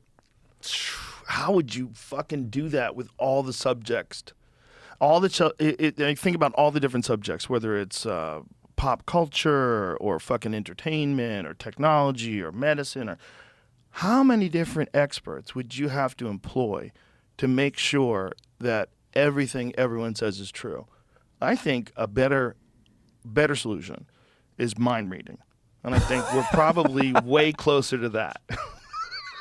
I think they're going to come out with that Neuralink thing, and along with it, as it improves, and there's a bunch of different human neural interface computer things they're working on. Different companies are working on. I love shit like that. That's a bridge too far from me where I'm like, I don't know. I think we're going to have to adopt it. I really genuinely do. I think it's going to be one of those things where the benefit of having it is going to be so huge, and it's going to really fuck with this whole haves and have-nots thing. Because the people that get access to it quicker in the beginning, if it really does increase... What do you see this machine doing? The way Elon describes it is increasing the bandwidth in which you can access information. And he said, you're literally going to be able to talk without words. To other people? To other people. Yeah. Is that something you want? That's not the question. The question is, if someone gets that and they become really the next stage of human evolution and you're left behind, are you cool with that? Oh, I know what you mean. Because that might be what we become. Yeah. What we become that's almost is integrated. Longevity. You and I can afford longevity shit. Most people can't. Right. Right? Is that privilege? Is that, should we legislate? You know what I mean? Like, should we make it so how do we level that playing field? That's interesting, right? But that just keeps you as a healthy human being. What this is going to do is turn you into a new thing. If you can get something that actually increases your intelligence, increases your capacity to think, to calculate, to access information, that it's all in your mind anytime you want it, and through whatever kind of interface they develop. If that becomes real, you'll have such a massive advantage in business and all these different things that require calculations and. Well, that's like the AI thing. Like, you look at the AI art. Mm-hmm. It's fucking really fun. Good. And very good. Wild. And funny as shit. There's an app called Wonder, and just hours. Why? Just Neal Brennan at NASCAR. And just the photos they make, it just whatever. You could do it endlessly, right? Yeah, it's amazing how quickly that has emerged, right? These new did you read the one that's like joke based? There's a joke based AI. No. Joe, it's not bad. It's not funny yet, but it's like you can see how it could be.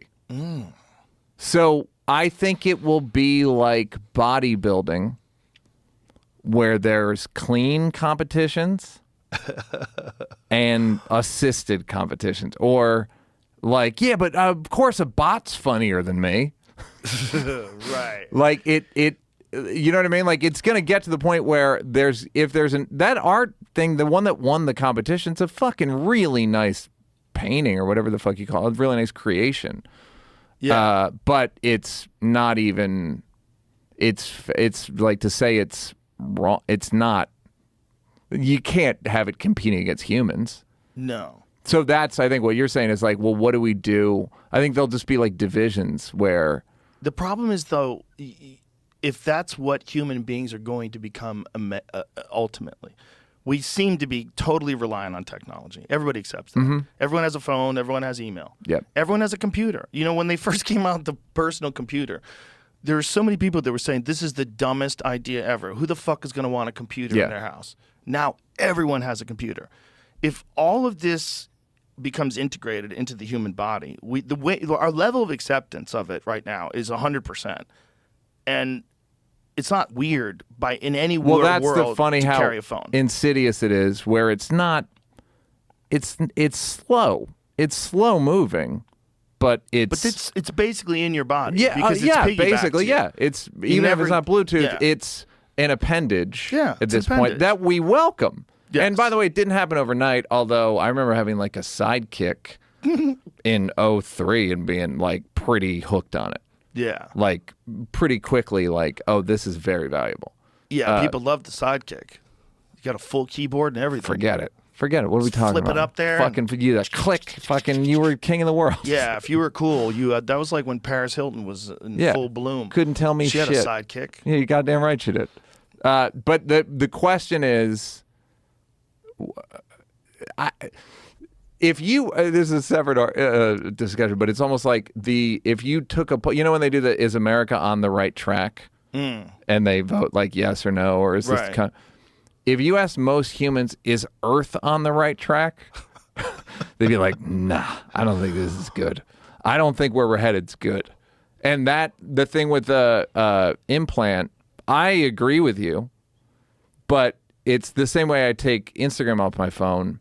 There might be like zones where there's no head implants. No head implants beyond this point. I think once they invent them, it's over. I think everyone's going to adopt it the same way we adopted shoes.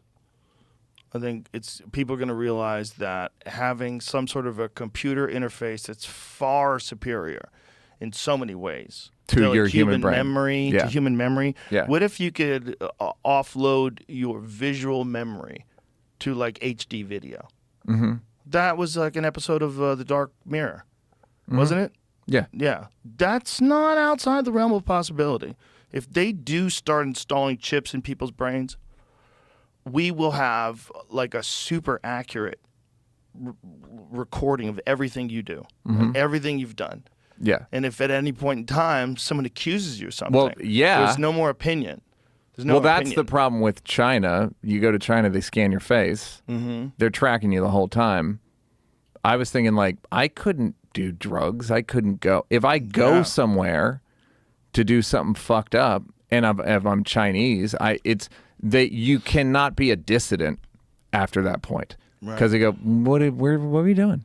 We have video. Yeah. We have cameras. There's 100 million cameras in China. We're watching you through your eyes.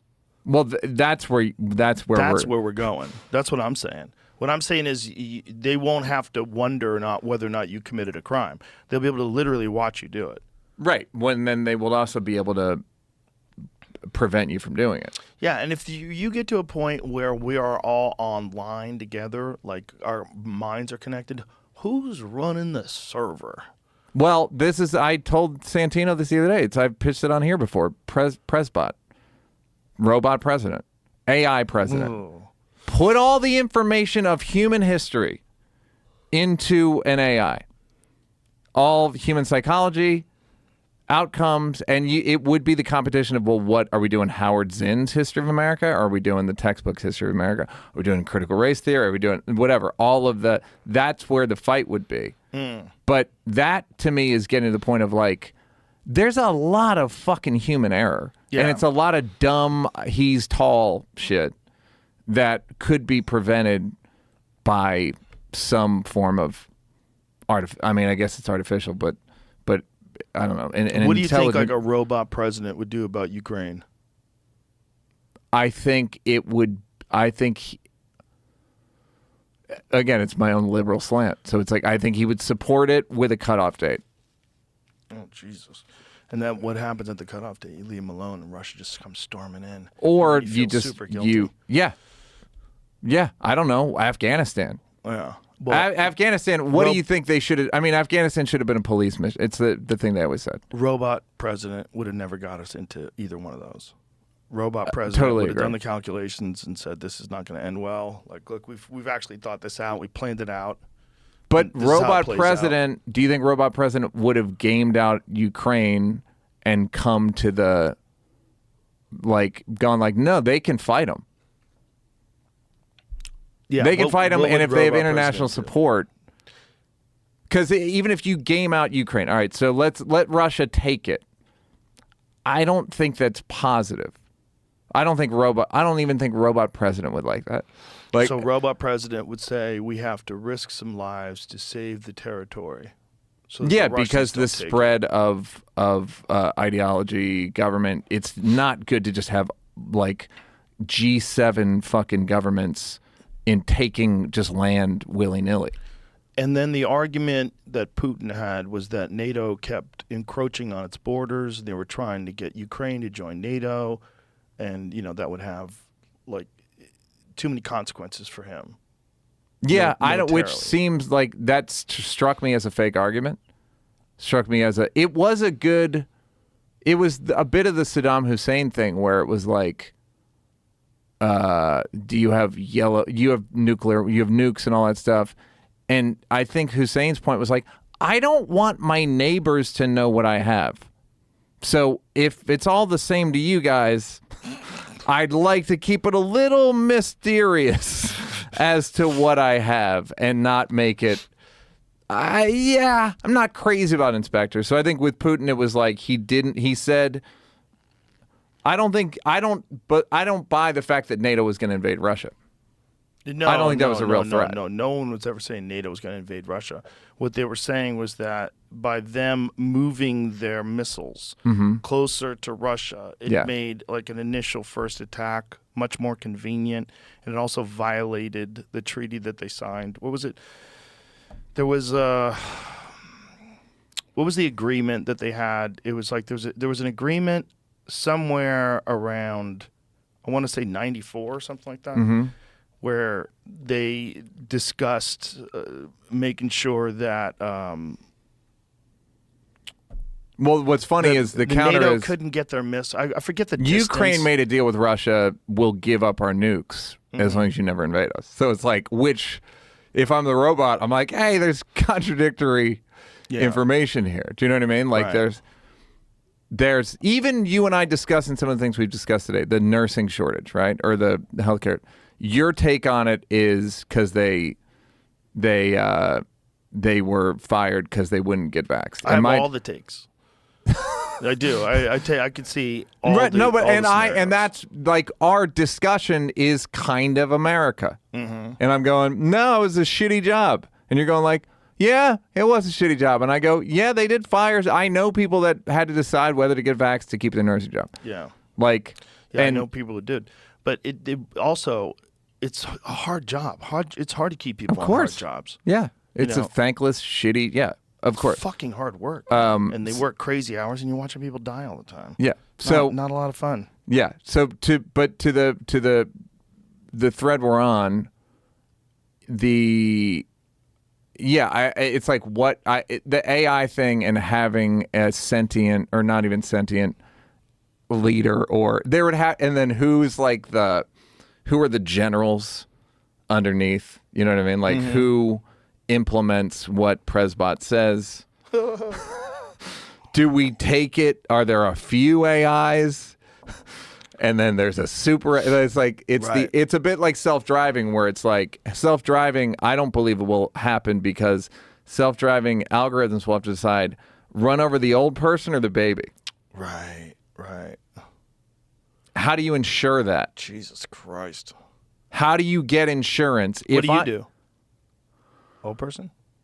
Yeah, and I do. 4 old people, 1 baby. 5 old people, 2 teenagers. Like, again, gifted old person, lumpy teenager. You know, that's the Fuck, all man. those things. That's where when Elon bought this shit, I'm like, fucking dude, why do that to yourself? Why do that to yourself? Like, what a fucking pain. Everybody is freaking out. What a hair suit that is to put on. Apparently, like, a lot of people have left, but more people have come on. Yeah, I think I don't know what their expectation is. Well, I don't know what their expectation is either, but what he wanted to do was have a place where people could actually debate things and talk about things and not worried about being censored just because you have a different political philosophy or you have different perspectives on worldviews and events and things. And I think that's valid, but whether or not you can do that at scale and not have any content moderation at all, like what would the content moderation be like? Would it be like exactly what Twitter had in place? Because you use AI for a lot of that stuff. They flag words and things like that. Or do you do it in a different way? Are you more lenient? And if you are more lenient, what are the consequences of that? And then what are the consequences of the advertisers? This is where you just get into like, fuck. Right. What if the advertisers decide they don't want to use you anymore because they're not confident of their products being advertised on a website where people don't have restrictions of what they can say, which is actually happening. Yeah. And like the amount of like hate speech and N-word and all that stuff, which is like, I don't think you think it's good. I don't think he thinks it's good. I don't think the most free speech absolutist turns out free speech except no impressions of me. Well, I think the problem was people were using his photo and writing his name. Yeah, that it was Elon Musk, and so it looked exactly like his avatar that he uses. Good his bit. Name, and then they're writing a bunch of ridiculous shit. Right, it's a good bit. Yeah, I don't think you're supposed to fight that. I think if I was him and Sarah Silverman said I made poopy or something like that. Like, yeah, all right. Okay. Like, I thought comedy was legal, buddy. Yeah, it's when you make a law against people pretending to be people. And then it says, and then you say it's not a law. It it's just like a satire. it's like it's not a law. It's like just what you want. Yeah. And also wouldn't if he did he wouldn't have cared. Right. Or me, what I mean? Somebody else, he would have just been like, "Oh, Joe's funny. He's got a good sense of humor, whatever." Well, would he let you do that if you wanted to try to pretend to be like Queen of England, or if you did Kathy Griffin? Right, exactly. I bet it would have been fine if people were impersonating. That's where it's like, that's why. Why do this to yourself? Yeah. Well, it's like we were talking about the negativity of reading comments, and that even the positive comments are probably not good for you. Yeah. And I think that applies to everybody. And I think it applies to everyone with 149 million Twitter followers. Like you're interacting with too many minds, and as smart as he is, and he's probably the smartest man alive, I don't know if anyone has the capacity to be normal while interacting with that many people online and like reading tweets and responding to tweets and I think he lives in an extreme world, meaning wealth, input. Yeah, he's got he's got an extreme brain. He's got an extremely powerful brain. Yeah, he's got extremely powerful influence. He's just got all extremes, and he likes the juice. He likes the juice. He likes the juice. Yeah. So it's hard, and there's no regulation. It's like manic to bipolar people don't like taking the medication because it takes the high off. Really? Yeah, they don't. It gets rid of the low, but it gets rid of the high. And the high is fucking glorious. Yeah, you don't want that numb middle. Yeah, but so that's what they put Kanye on, right? They had him on some. Remember when he got what they put him in? What kind of medical facility was it?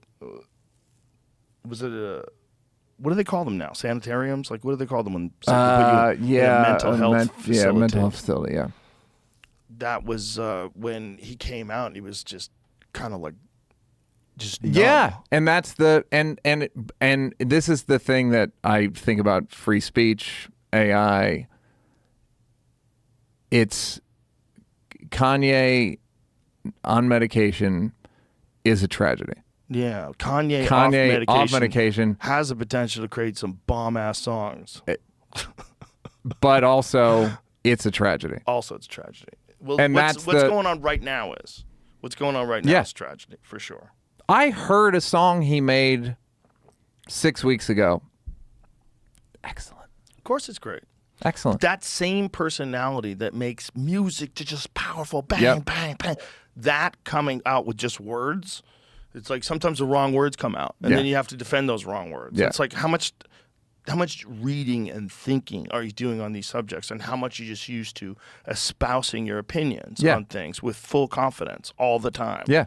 On things that are very nuanced and complicated. Well, and then does anybody talk to you about this? Well, I don't. But when you're billionaire, you're not getting. You've lost. You don't have access to. No one's gonna be straight with you. Mm-hmm. It's just you don't even have to have a billion. You could have 10 million people aren't gonna be straight with you. No. If you're hiring everyone, you're picking up it's in some ways I think. With Kyrie Irving and Kanye, I told somebody it's like algorithmic personality disorder, where you start off a little and then you get further right, because you watch it does it to you now. Explain. Kyrie posted a link in his story to a video. And this is why he's getting in trouble. But isn't that video for sale on Amazon? Yeah, no, somebody said that. It's an excellent point. That's the craziest thing ever. It's an excellent point. Kyrie is getting in trouble, and Amazon's not? Yeah. Like, what? You want all this from him because he watched a video and he sent a link to it that you're selling. Yeah. Yeah. Yeah. Yeah, it's that's fucking wild.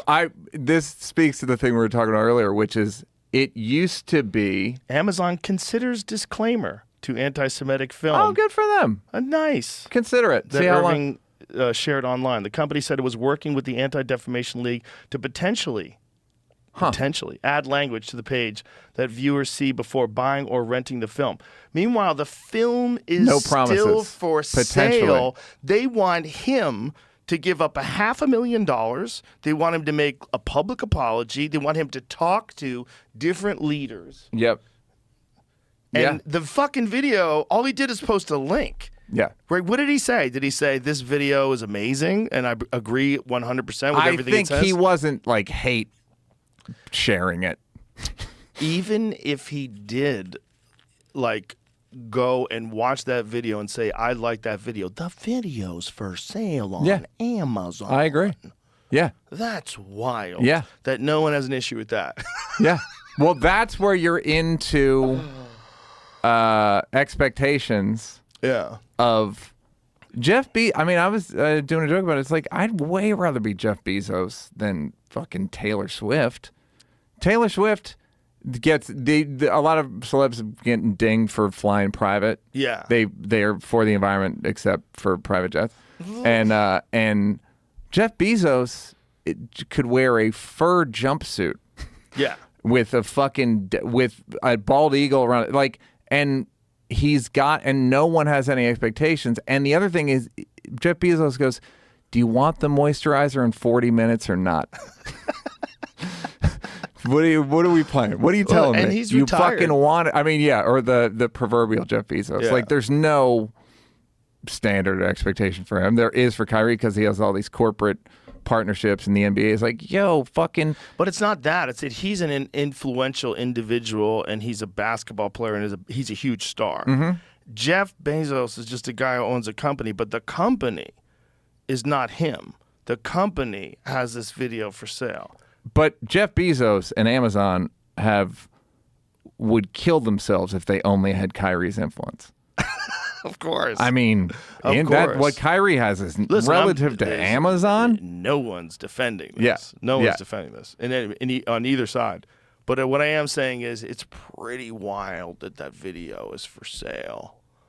And he's in trouble. Totally Post agree. A link to it. That's pretty I want to wild. talk about Look at it. what it used to be like. Let's read this here. Yeah. Amazon said the film did undergo review before becoming available online, though it declined to provide details of the review and how it concluded that the film did not violate the prohibition on hate speech. What is this movie? What is it? I don't even know what it is. I think it's like, remember that book, The Protocols of the Elders of Zion? No. It's just a conspiracy. What is it? This is basically saying, like, you know those dudes who yell in Times Square at the Hebrew Israelites? Here it is. It's their movie. Mr. Irving tweeted a link to Amazon for a documentary called Hebrews to Negroes. Hebrews to Negroes Wake Up Black America, which includes extensive anti-Semitism, such as claims that Jews control the media and that millions of Jews did not die during the Holocaust. Huh. The Holocaust denial is a tough one. So does the film say no one died? Or does it say less people than they say died? But people love to stick their neck into like hornets' nests. I mean, if you deny the numbers of people that died in the Holocaust, like, what are you trying to say? You trying to say it wasn't bad? Well, it's pointless. What? It's also meaning it's pretty well like, well, it documented. wasn't actually 7. But it's It's also more like- like 3. Okay, it's the Cosby argument. It's like, he didn't rape all them bitches. Well, say probably raped 8 of them. Is 8 yeah, it is the silly. Like, how many do you think died? I just want to know. Like, that's what I'd say to him. Like, what do you think? Yeah. Think it was 1,000? Like, how many Yeah, do but you I it think was? guys like that go, it's not my place to know. It's like it's too easy. The information is too easy to attain now. You used to, in the 90s, you had to go to a store. You got to go to a library. You got to go to, or I don't even think it was a library. It was more like an independent bookstore, like a weird kind of hippie, and they'd have a UFO book. Right. And they'd have a DMT book, and they'd have a Bigfoot book. And it's basically your podcast. It was a bookstore. That's what your podcast is. It's just all these. There was I remember there was one in LA, and that's where I got the tape of like celebrities cussing. Oh my Celebrities God. at their worst CD. That's hilarious. And they just had all those books. And then there was one. The It's white number supremacist 6 one this was week. That's very funny. I was talking to Chris Rock about this last night. We were talking about like how many they've sold and how they're selling it for like, how much does it cost? The paperback of the book. The costs- hardcover is $44. That's how much it costs to buy. Also for the movie, it's $11 to rent. The According to movie you article I buy, it's $40. There's a book version that came out first, and then they made a movie of the book. But how much is the movie? $40 to Yo. These And guys are it's gonna. number 6 this week. This is the book that I have up. The book is on the Amazon charts. It was also number Oh, 1 okay. at one point too. So the book is number 6, and it was number 1. And this video is number what? Did they tell you how many people were watching the video? I just clicked whatever was on Google and it took me to the book. I didn't- Does Amazon have like a thing where they let you see like how many views it's getting? No, I don't think so. Well, I guarantee it's a lot. Yeah. All right. Here's the So they're question. selling it. Yeah. So Amazon must get a piece of that. How does that work? How does it work? Amazon Like, gets a piece of it. so it's like a percentage thing, like Apple Store, like that kind of a deal. Yeah. Mm. I mean, yeah. Wow. They're getting their It's like any. It's not even out. It's a distribution fee. Whatever. Now, all right. So here's the question. Here's the question. What do we do?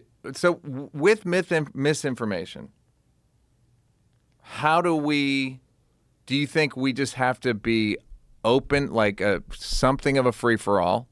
Whether that's Holocaust denial, right? Just as like a thing, because this is the thing that Zuckerberg said. If somebody posted Holocaust denial on Facebook, he'd accept it, and then a couple years later, he was like, I've had a change of heart. Yeah. I think I would try to get rid of it. Do we do a free for all? And if that leads to the demise of humanity, so be it. Or do we have some mechanism? Because that seems to be the argument whenever, because people go, I think Alex Jones should be able to say whatever he wants. I think whoever can say whatever they want, and then and we have to let the chips fall where they may, because I don't trust any human being to be in charge of this. So we just have to see where this takes us. Because there was a thing in with WhatsApp, for example, owned by Meta, Mark Zuckerberg. and there was a thing. There's a lot of misinformation on WhatsApp. They'll just blast people. They'll just blast numbers. And in the Myanmar Civil War, there was a thing. If you look this up, it'd be great, because there was a thing where they blasted misinformation, and a bunch of people went to some location and were slaughtered. It was a setup, basically. Now, a free speech absolutist would say a genocide incited on Facebook with posts from Myanmar's military. Wow. So that's 2018. They posed as, scroll it back up again. They posed as fans of pop stars and national heroes as they flooded Facebook with their hatred. One said Islam was a global threat to Buddhism. Another shared a false story about the rape of a Buddhist woman by a Muslim man. The Facebook posts were not from everyday internet users. Instead, they were from Myanmar military personnel who turned the social network into a tool for ethnic cleansing, according to former military officials, researchers, and civilian officials in the country. That's another problem with social media, is that there's a very distinct real number, whatever the number is, where those accounts aren't real.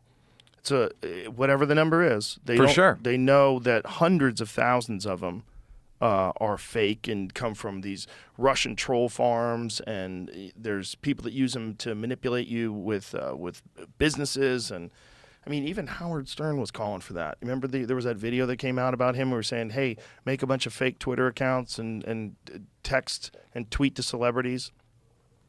Right, and that's, it's like Donald Rumsfeld said, that's the cost of living in a free society. Yeah. So, freedom's messy. The question is, you read more of that, people got fucking thousands of people, killed, maybe tens slaughtered. of thousands, Yeah. based on fake posts. Yeah, but so what I'm saying is, like, there's all sorts of ways people manipulate social media. The fact that you could just communicate to people like instantaneously, it's really magical, pretty amazing. But the problem that comes along with that is that you're going to get people manipulating it, and you're going to get people that could really have a great deal of impact on the way people see and think about things. And you could do that for your own best interest, or you could do that like they did it and slaughter a bunch of people. You could do that to try to make people aware of a situation, to sell a product, to do it. But the bottom line is, or say elections were stolen. It's not people. Yeah, and you could say it in a Trump room, or you can go to the Democrats and argue with them about it, and you stir up shit. Yeah. And it's not real people. That's the thing that's fucked, is like, if I know you're a human being and you're trolling, that's one thing. Oh, that guy's a troll. But at least I can identify you. That's the one human being. I know who he is. If you're a part of some Macedonia troll farm and you're just spamming in multiple different accounts. They're real people, though. Yeah, but if you are doing it for a very specific purpose, you work for a company that's doing that. Like, you just want to fuck with them with whatever country's election or whatever country. With everything that happens, with democracy itself. But what is the percentage of that? I want to know what the number is. Because if the number really is, like, people have thought that the number on Twitter could be as low as 5%, or some crazy people think it might be as high as 80%. What was that argument? That was by a guy who was some sort of securities expert, correct? And he said, like, on the high end, he think it might be like 80% bullshit accounts. Yeah. Okay, so that's insanity. The world. Yeah. What do we do? Charge $8. That's what Elon's going to do. If you make people pay $8, God damn it, that might be the only way you can get people to not have fake accounts. But they would still have fake accounts. Yeah, they're gonna game it. What I'm saying is very valuable, right? If you did have an account, if it only cost you $8 to create a whole new account, and you use that account for propaganda, and you could money well spent, incredibly well spent. You could do a lot of stuff with that money. Yeah, but what I'm saying is, King Joe, what do you do? How do you, what do you do? What do you do about Alex saying that there were crisis actors? What do you do about people exercising free speech that's not true? What do you do? That's good the question. thing that I can't. Do you can't counter it with truth? And do you let it all play out until people get a chance to understand what's correct and what's incorrect? I think a lot of times it's too late. Myanmar would be an example of by the time they realize that it's too late. That seems particularly different because they use that app to spam people. And but I think that or Alex does Alex says that they're crisis actors in Connecticut, and then those families' lives are ruined 3 times worse than they would have been ruined. Their kids die. You know what I mean? It's a good question. And that's what I'm saying. Like, as a person, I don't know how to handle these things. And thinking about it, I'm like, I have no fucking idea. No, I don't think anybody does. And there's free speech absolutists, and there's people that are willing to forgive people for past mistakes, and there's people that'll never forgive you for anything, and they want you punished and removed from the air if you made a mistake, or if you say something incorrect, or if you give out misinformation. They're talking about malinformation now, which is really wild. It's like using intentionally true information, but using it out of context, or using it in a context that could be dangerous.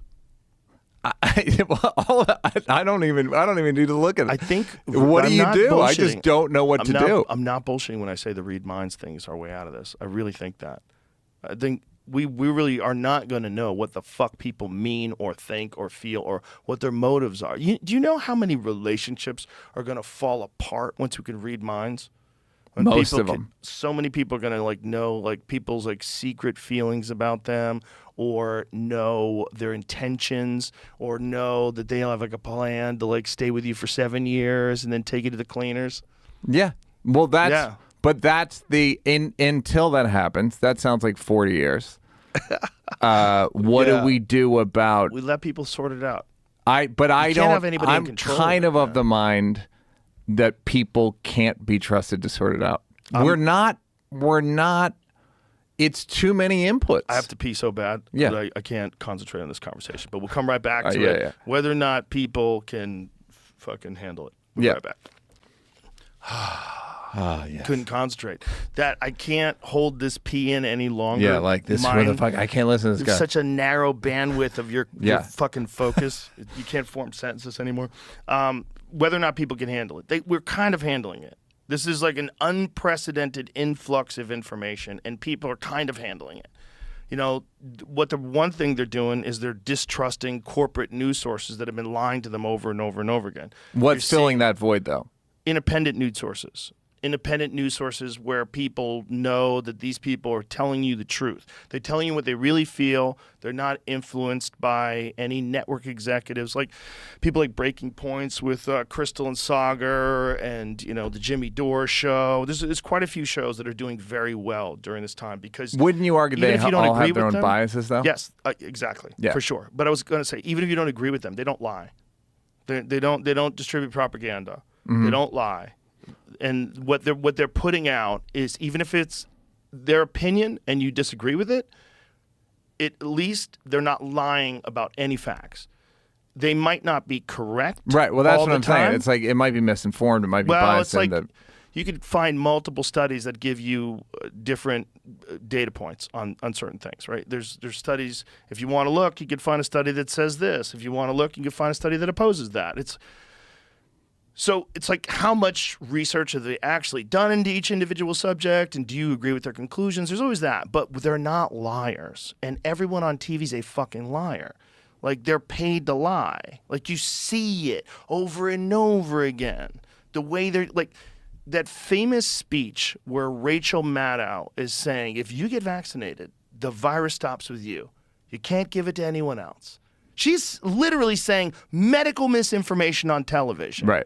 And she's saying it to convince you to do a medical procedure. She's not a fucking doctor. No, I would argue she's just being hopeful. I don't believe so.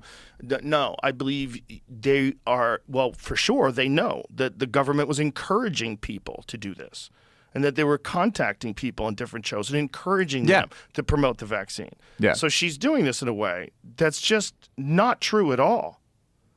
And when you see I would if you argue it's see not true at all, but it's certainly biased. How would you argue that it is true in any way? The vaccine doesn't stop transmission, and it doesn't stop you from getting infected. Did she believe that at the time? Do you think that she knew? She could have believed it. But that's what I'm saying. Like, I don't think that she's willfully lying. They did tell you in the beginning that it would do that. Right. That's what I'm saying. Like, I don't think she's lying. But I think that she's whoever came up with that data knew that wasn't true. They're admitting that they never even tested it. I'm with you that there's a lot of like hopeful. You see what psychedelic research. Did you see the conversation where that woman was having with a Pfizer CEO, where they asked her whether or not they tested it to prevent infection, and she said they didn't. Yeah. So to even say that, like someone had to tell Rachel Maddow. Maybe she's not lying, but someone had to tell her something that's absolutely not true. What I'm talking about. That's my point. That's why they don't listen to them anymore. I get it. I really get that. People are engaging with independent people, whether it's Glenn Greenwald or Matt Taibbi, independent journalists that will tell you what they really feel about things. And that is what's emerging from this confusion that's promising to me. That's going to have its own pitfalls, though, which is it's just a different bias. There's no solution. I know. That's Thomas Sowell. There's no solution, only trade-offs.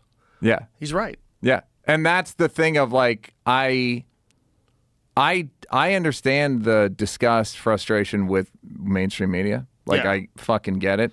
I think it's valuable, but I get the... No, there's something valuable about the New York Times. There's something valuable about the Washington Post. But the more times they fuck things up and get things wrong and distort things, the more that value decreases. Totally agree. The price that they pay completely for being biased and being woke and all the horse shit that they say, when they know it's like at least partially inaccurate, when they do that, it diminishes their value as the most important news sources in the world. Total agreement. And they still do it. They still do it because it's part of the culture. Yeah, human error. Yeah, it's human bias and bias. Fucking it's just that's where whether it's Jimmy or Jimmy Dore or Glenn Greenwald or any of these people, they all have biases. They all have biases, and it's less of a I don't know what their system is for verification or you know what I mean or like lawsuits or I think. It's going to ultimately come down to people are going to emerge out of this that are trusted voices. And you can be a trusted voice and you could be successful and be a trusted voice. Just never sell yourself out. I think you are one. Thank you. I try really hard. I'm never going to just go on here and tell people something. I always say about you, you are not a liar. It's not good for anybody. It's not good for you. It's not good for anybody. There's no benefit in it. It doesn't help you. It doesn't help anybody. I feel like that's what's going to emerge. These people that are like real independent journalists who adhere very closely to the ethics of journalism. And a lot of them get fucking torn apart for it, like Alex Berenson. Sued Twitter, got back on. I mean, that's wild. Right? Sued Twitter because they were saying what you were saying is misinformation for COVID misinformation. Everything he said was from peer-reviewed studies. Mm-hmm. All of it. Yeah. All the data. All the things he was saying. He's reporting on things in a way that's factually it's accurate. It's accurate. And they kicked him off, and then they had to put him back on because of that. Those guys are valuable. Because if they're not doing that, who's doing that? And you might not agree with him. And you might say, you are causing vaccine hesitancy, and you're causing people to not think this is a dangerous virus. And you might be correct. You might be correct that influences some people in some way, in that way. It didn't influence me in that way. It would influence me in a way where I'm like, ooh, this is very strange that I'm getting all this information from this one guy.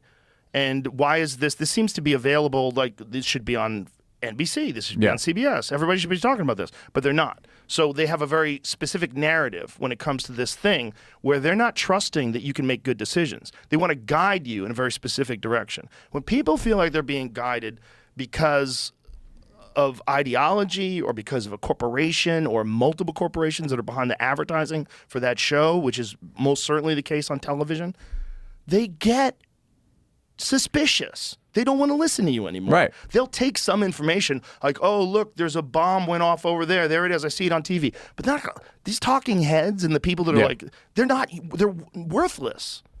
I was watching Tim Pool's show. They were talking about Don Lemon's show, that in the key demographic, it got 70,000 viewers. Mm-hmm. You know how insane that is? That's such an insanely small number. Podcast. It's like not a great podcast. It's like a new podcast from a guy who is a doorman at the store. But that's the world we're living in, man. Meanwhile, when Tim Pool's show was on, they had more than that watching. Right. Live. No, what I would just say, like, I hope people are aware that there's trade-offs, because they're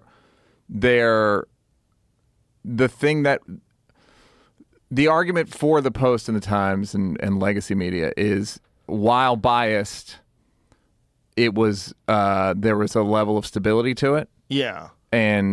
But it feels paternalistic, or it feels like people don't want to be guided, like you said. But it's fucking society, civilization. There's gonna be some thing, and at this point there's gonna be some mechanism of guidance, whether it's the government, the church, media. Right.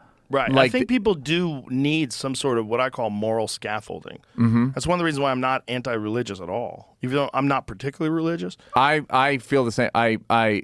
There's when people go, religion's the cause of all wars. It also the cause of most people not punching people in the face. I have a feeling people would have found a reason to start those wars without religion. I just have a feeling. I think people say, Christianity has done some horrible things. I think so, yes. But also, if they weren't Christians, they probably they would have been like, I think fucking it's got a shoes. human thing. Yeah, I think agreed. it's a human thing, especially back in the day, man, when life was brutal and horrible and everybody had syphilis. Yep. You killed each other with swords. People were fucking ruthless. Mm-hmm. And you could blame it on a religion, but I think the thing about having some sort of a structure, and most importantly, moral and ethical, like the way you treat each other, the way you talk to each other, like, what you're trying to do in life. I know a lot of Christians that are like the nicest people. If they're real Christians, if they're like real, practicing, believing Christians, some of the most charitable. Name any religion, and yes. I know a lot of people that are. Yeah. I was about to say that too. I know the same about Jews. I know the same about Muslims. I know the same about Mormons. Are some of the nicest fucking some people of the I've greats. ever met. Yep. They're the nicest fucking people, and they're the wackiest religion. Yep. But they're the nicest folks. Like, maybe it's good for them to have a structure, And I think people without structures find structures in places where they don't think it's a structure. And I think that's what wokeism is. I think and I also think that atheism's on the rise in the last 30, 40 years because the institutions were flawed. People go, well, fuck God. Okay. Yeah, or fuck the dumb priests who fuck the kids. You know what I mean? Yeah. Like it's damning and to use the metaphor, institutional media that is a stabilizing force. A lot of what's in the New York Times is 100% factually correct. You know what I mean? A lot of it is, yeah. A lot of it's fucking absolutely factually correct. Washington Post, Guardian, I go down the line. And also a lot of the stuff that Glenn Greenwald says is absolutely factually correct. Yeah. Like, I don't damn Glenn and I don't damn them, but I'm not sure how confident I am that people can make these decisions on their own. Well, that's the thing. It's like we always want to assume that we're a lot smarter than the other people. So we're worried about other people getting influenced by shit that's not correct. And the moment I start to make an argument against that, I think about QAnon. I say no more. I know. There's a new Q drop. Oh my God, they restarted it. It's like when they rebooted the Equalizer. It's back. Oh, that's so funny. Yeah. People can't wait. It's back, baby. Yeah. Q's back. He's back. Oh, and he's God. got a funny outfit this time. Bro, it went all the way up to Michael Flynn. Like Michael Flynn, who was like, what was his official role in the military? He was a general, correct? Yeah, he was as high as you can get. He was a full-on He was going to be Q guy. the head of national security. Yeah, former national security advisor. Yes. Did you watch Into the Storm, the QAnon documentary? I didn't like the style of it. What? I didn't like so then I decided that I was going to go to, I just didn't, because I knew it was going to end up in just like nothing. You didn't like the narration of the way the guy's telling his story of like.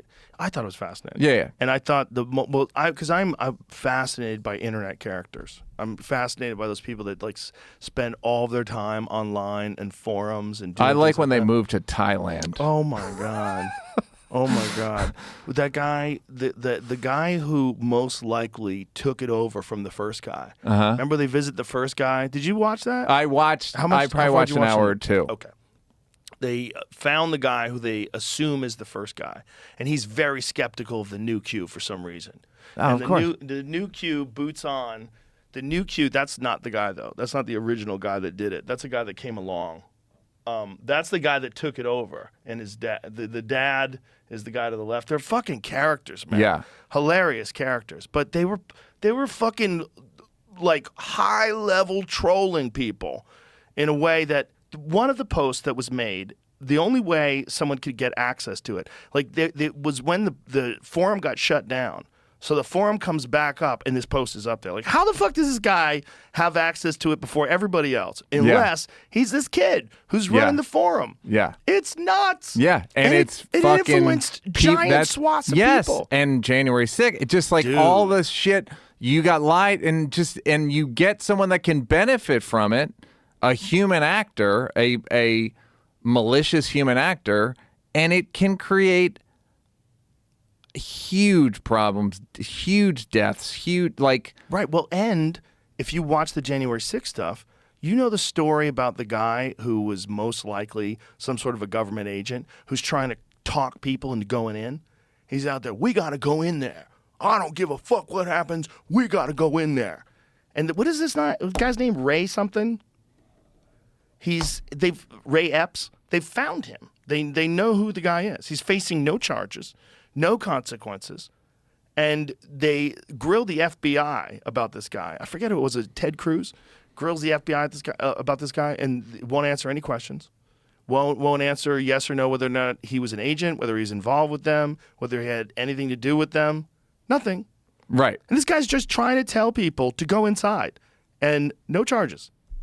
Yeah. Again, conspiracy on conspiracy on a conspiracy. But imagine that it's okay for you take a bunch of people who are obviously easily influenced. Mm-hmm. I would argue that's most people. That's a lot of people. Yeah. I mean, that's the cult thing we were talking about yes. earlier.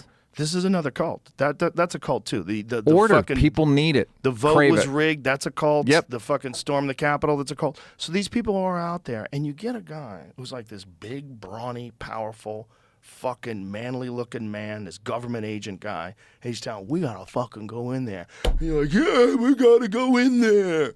And you go in there because this guy tells you to go in there. Yeah. Like, what the fuck is going on? Yeah. And then there's also like when the cops open the gates. Did you see that? No. There's video of cops just opening the gates and letting these people storm past the gates. Like, why? Oh yeah, there was a lot of like cops just being like, what the fuck are you doing? Why do you have gates?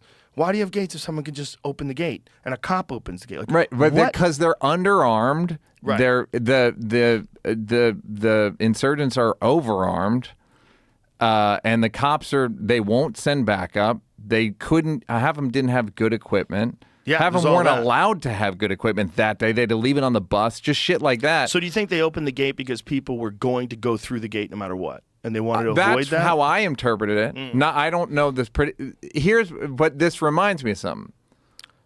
It's the Steve Bannon thing of flooding the zone with shit. So I see it as one conspiracy, and then they all run up there and whatever. I have an alternate viewpoint. I think a lot of cops might be on their side. Of course. Right? So a lot of those cops totally that are there might be like, fuck yeah, I'm going to open the gate. Yeah, like, you know what? Yeah, this totally is all right. agree. They totally stole agree. the vote. But they're misinformed. There's so much thing, and then you go, what about the guy who we get so much information that you know what our brain goes? It's a fucking mistrial. I don't even know what to think. I don't even know what to think anymore, when in reality, we kind of know what happened. What percentage of voting do you think is fraud? What percentage of the results? Because it's not zero. So what's the number? So I don't know. I mean, the guy said the last election, the 2020, was the most legit election we've ever had. Again, I want to be really clear. I'm not questioning any election results. That's not what I'm trying to do. What I'm trying to say is, for sure, they lie about everything. People lie and steal and manipulate. And if you get 50 fucking states filled with people that are doing, there's got to be someone working there with a Trump sucks cocks tattoo. And he's probably handling human beings ballots. need constant supervision. Constant, right. So there's a number. So do you think it's like a negligible number? Do you think like how much voter fraud is there? I'm of the mind that it's negligible in that every time I read, again, I'm reading, so but I don't. Right. But I've never been in an election where people are like, I didn't fucking vote for that. I've never been compelled to think that an election was rigged. I've always like questioned it. I remember that HBO documentary, Hacking Democracy, where they took these, I think they were Diebold, make sure that's true. I think they were Diebold computers, and they found out that there was a third-party ability to enter third-party data that they could utilize, and they could affect the outcome. So they ran a study, or they ran a test with this machine where they manipulated it, and they got different results than they should have gotten. They got results where it favored the client that this program was set up. Probably to the do. incumbent. Yeah, Diebold in Leon County, Florida. So it was a really wild documentary because you realize like this can be 100% can be manipulated. Yeah, and it's actually designed to be manipulated. There was a thing on 60 Minutes a couple weeks ago. So it's 60 Minutes, so it's very like stable, like selling stability. But they were explaining it was all the stuff that that Trump and all those guys were talking about. I can't remember the name of the company. But they're like, they're not on the internet. We disconnect them from the internet. It's all paper. And then they're counted onto a computer that's not connected to anything, or not even a computer, a hard drive or whatever. And then we take the hard drive and there's no inputs. So that's whenever I see stuff about manipulation or, it's like, I'm like, it seems pretty. And then you see people counting and they're being supervised, and it all seems not exactly foolproof because it's the interesting thing is by saying this, I feel like a bitch. Right. Do you know what I mean? Like I'm some naive toady for the government and stability, which is the other thing it does. You're being rational about it. You're being rational. But the internet has made rational people seem like bitches and only the fools. Right. Only the fools. Right, but it's a lot of fools. But you should be rational about it. And what you're saying makes a lot of sense.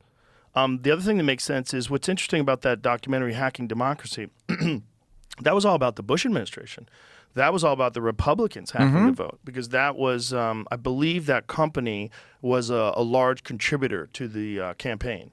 So I think that was what they were worried. Like the owners of that company had a vested interest in the Republicans winning. And so that was about hacking it, because we have to realize this. People have always accused people of rigging votes. They did it in 2016. Since the beginning of voting. Yeah.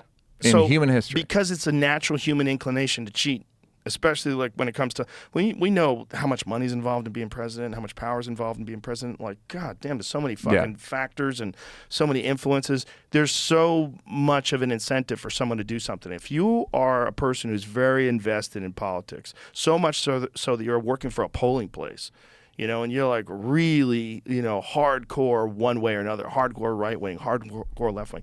If you can get away with shit, I'm sure you're going to do it. But the question is like how many can get away with it, and whether or not that actually can affect elections. And like, what about provisional ballots? What about people that don't have ID? What about people that are here illegally and vote because they feel like that's the trade-off for being able to be allowed into the country? That's the argument about why they're letting so many people into this country. Right. All of it's wild. Technically backfiring because most immigrants are voting conservative. Latinos. Yeah, Latinos it's are fucking hardworking hilarious. people. It's hilarious. They don't want to hear your bullshit. Yeah. Go to work. Yeah. No, I agree. But it's interesting to hear your take on this stuff because you're a part of it. You know what I mean? Like when people talk about this sort of whatever dark web, like this sort of not legacy media, not legacy information streams, you're a big part of it. And it's funny to hear that you're like, I'm just trying to figure it out like everybody else. I think everybody is trying to do that. It's just you should be allowed to do that. The problem is everybody wants to come to a conclusion when they're not necessarily sure. It's more convenient to have like a clear conclusion. And there's a problem too when there's a narrative that gets floated around, and if you question that narrative, like you're a kook, or you're a bad person, or you're a conspiracy theorist, or you're contributing in some sort of a negative way. Like, I do not like the idea of forced compliance. I do not like the idea of buying into a narrative. And as soon as I'm asked to do that, but that's a thing that didn't even exist. It like didn't really exist before the internet. The idea, not the idea of forced compliance, but just like, I don't know, this is what we're doing. You know what I mean? Like, and then it became kind of weaponized of like, you're a sheep and it's like I say like, I believe most of what's in the New York Times. You sheep ass bitch. I don't necessarily agree with you, because even during the Vietnam War, that was an issue. I mean, that was the division of society in the Vietnam Wars. That people knew that the Vietnam War was bullshit, and they knew that they were being fed bullshit by the government, and they're sending human bodies over there to go and die. Yeah, you're absolutely right about that. So, and that changed culture in this very radical way, because people just rejected all of the norms of society. And it's also came about the same time as the introduction of LSD. So people are doing acid and they're tripping and they just want to drop out of society. So that was going on then too. It's a normal part of human beings to question the people that have power and to reject their authority. Also funny hearing you talk about it. It makes you think it's just kind of a different group. The problem is it can't be involved in the dissemination of information. As soon as all that money is involved in information, it can choose what to and what not to talk about. And when you only have an hour, you're only on the show for an hour, it's real easy to conveniently miss some really important stories. It's also inevitable. I don't even, because I would say it's not even intentional to fuck with, to ignore this. It's bias. Could be. It's limitations. Certainly could be. Certainly could be all those things. But it also could be political agenda. That's possible too. And the thing is, like, you shouldn't be expected to get the news in an hour, especially today, because you're dealing with the news of 8 billion people simultaneously, and you're only hearing the bad stuff. You're hearing the bad stuff about typhoons and fucking hurricanes and a new disease and an animal attack and a lady got ate by a crocodile, and you're just never going to sleep. You're never going to sleep. It's coming at you 24/7 all the time, and some of it's bullshit. And you got to figure out what's what and what's not. And, you know, in some ways you can leave that to other people, but the problem is then some of those people aren't real. And then you find out some of those people are hired government misinformation agents that are designed to push a very specific narrative to get people talking about things online. That's real. Yeah. That fucking guy yelling at January 6th, get in, we need to get in there. That's a real guy. Yeah. Like, you can watch the video. So either he's crazy or someone paid him to do that. Right. And if someone and paid then him who to do paid that, him? Was it Russia? Was it China? Right. Or was it America? Or was it Michael Flynn? Or was it QAnon? Or was it's like and that it's that thing of trying to overwhelm people so they just go like, I don't fucking know. Yeah, that's exactly what it is. And then they don't prosecute. They just go, I don't fucking. It's just too much. It's a mistrial. I don't know. It's if you question things, the pushback against people questioning things is always odd to me. Like, you should question pretty much everything. I mean, there's some things that are just lock solid, absolute, and real. You know, there's science behind them. You can see Hurricane Ian touched down in Florida, did massive devastation and destruction. I'm a denier. It's right.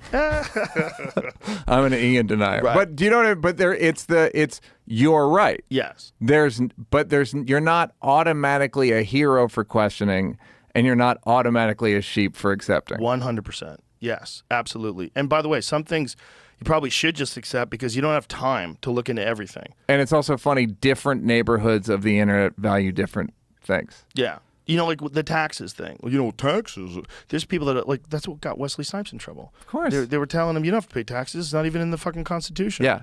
Like, oh shit, this is a loophole. I didn't even know about this.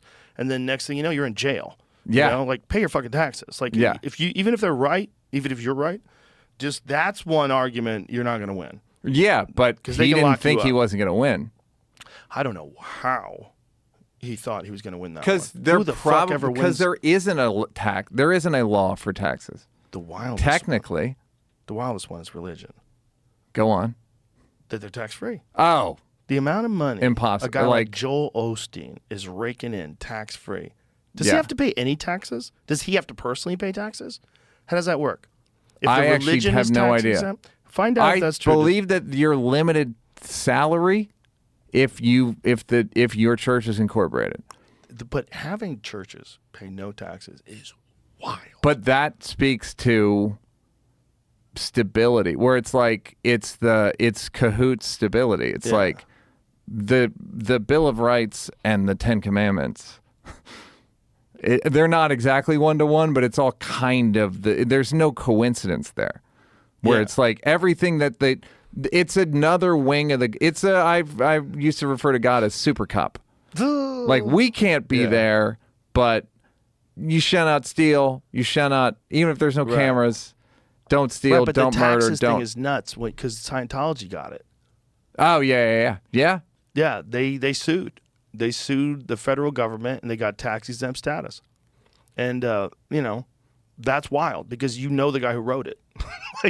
Just one specific guy who is he's the most prolific author in human history. Mm-hmm. You know that? He published more works of fiction, but not that. That was all real. No. That's all look, real. you guys got to take the day off. And they get no taxes. It's pretty wild. I mean, if you're like a small Lutheran church and you serve the community and you put on charities and do a bunch of great things and you're like a real asset to the community, there's a lot of those churches and they should be tax exempt. Other than like the Sea Org slave shit, I don't care about Scientology. Do you know what I mean? Like, I don't think that they charge for classes. I don't know. They kind of make you give them tithe at churches. Seems like it's working out for Tom Cruise. It's working out for a lot of them. Seems like it's really working out that's for Tom why I'm saying, Cruise. like, I don't care.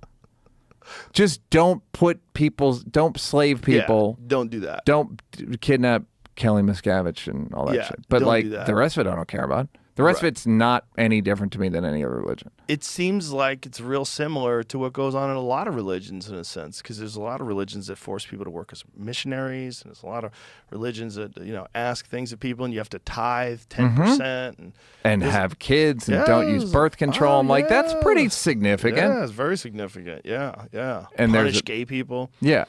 There's a lot of weird stuff in religions that we just accept. Yeah. Didn't you say that? I think you said this, that when you had a psychedelic experience, you kind of stopped being an atheist. Yeah, I was an atheist, and then ayahuasca journey number 4. No, journey number 3. Oh, I'm in the presence of God. I'm just in it now, and it's not.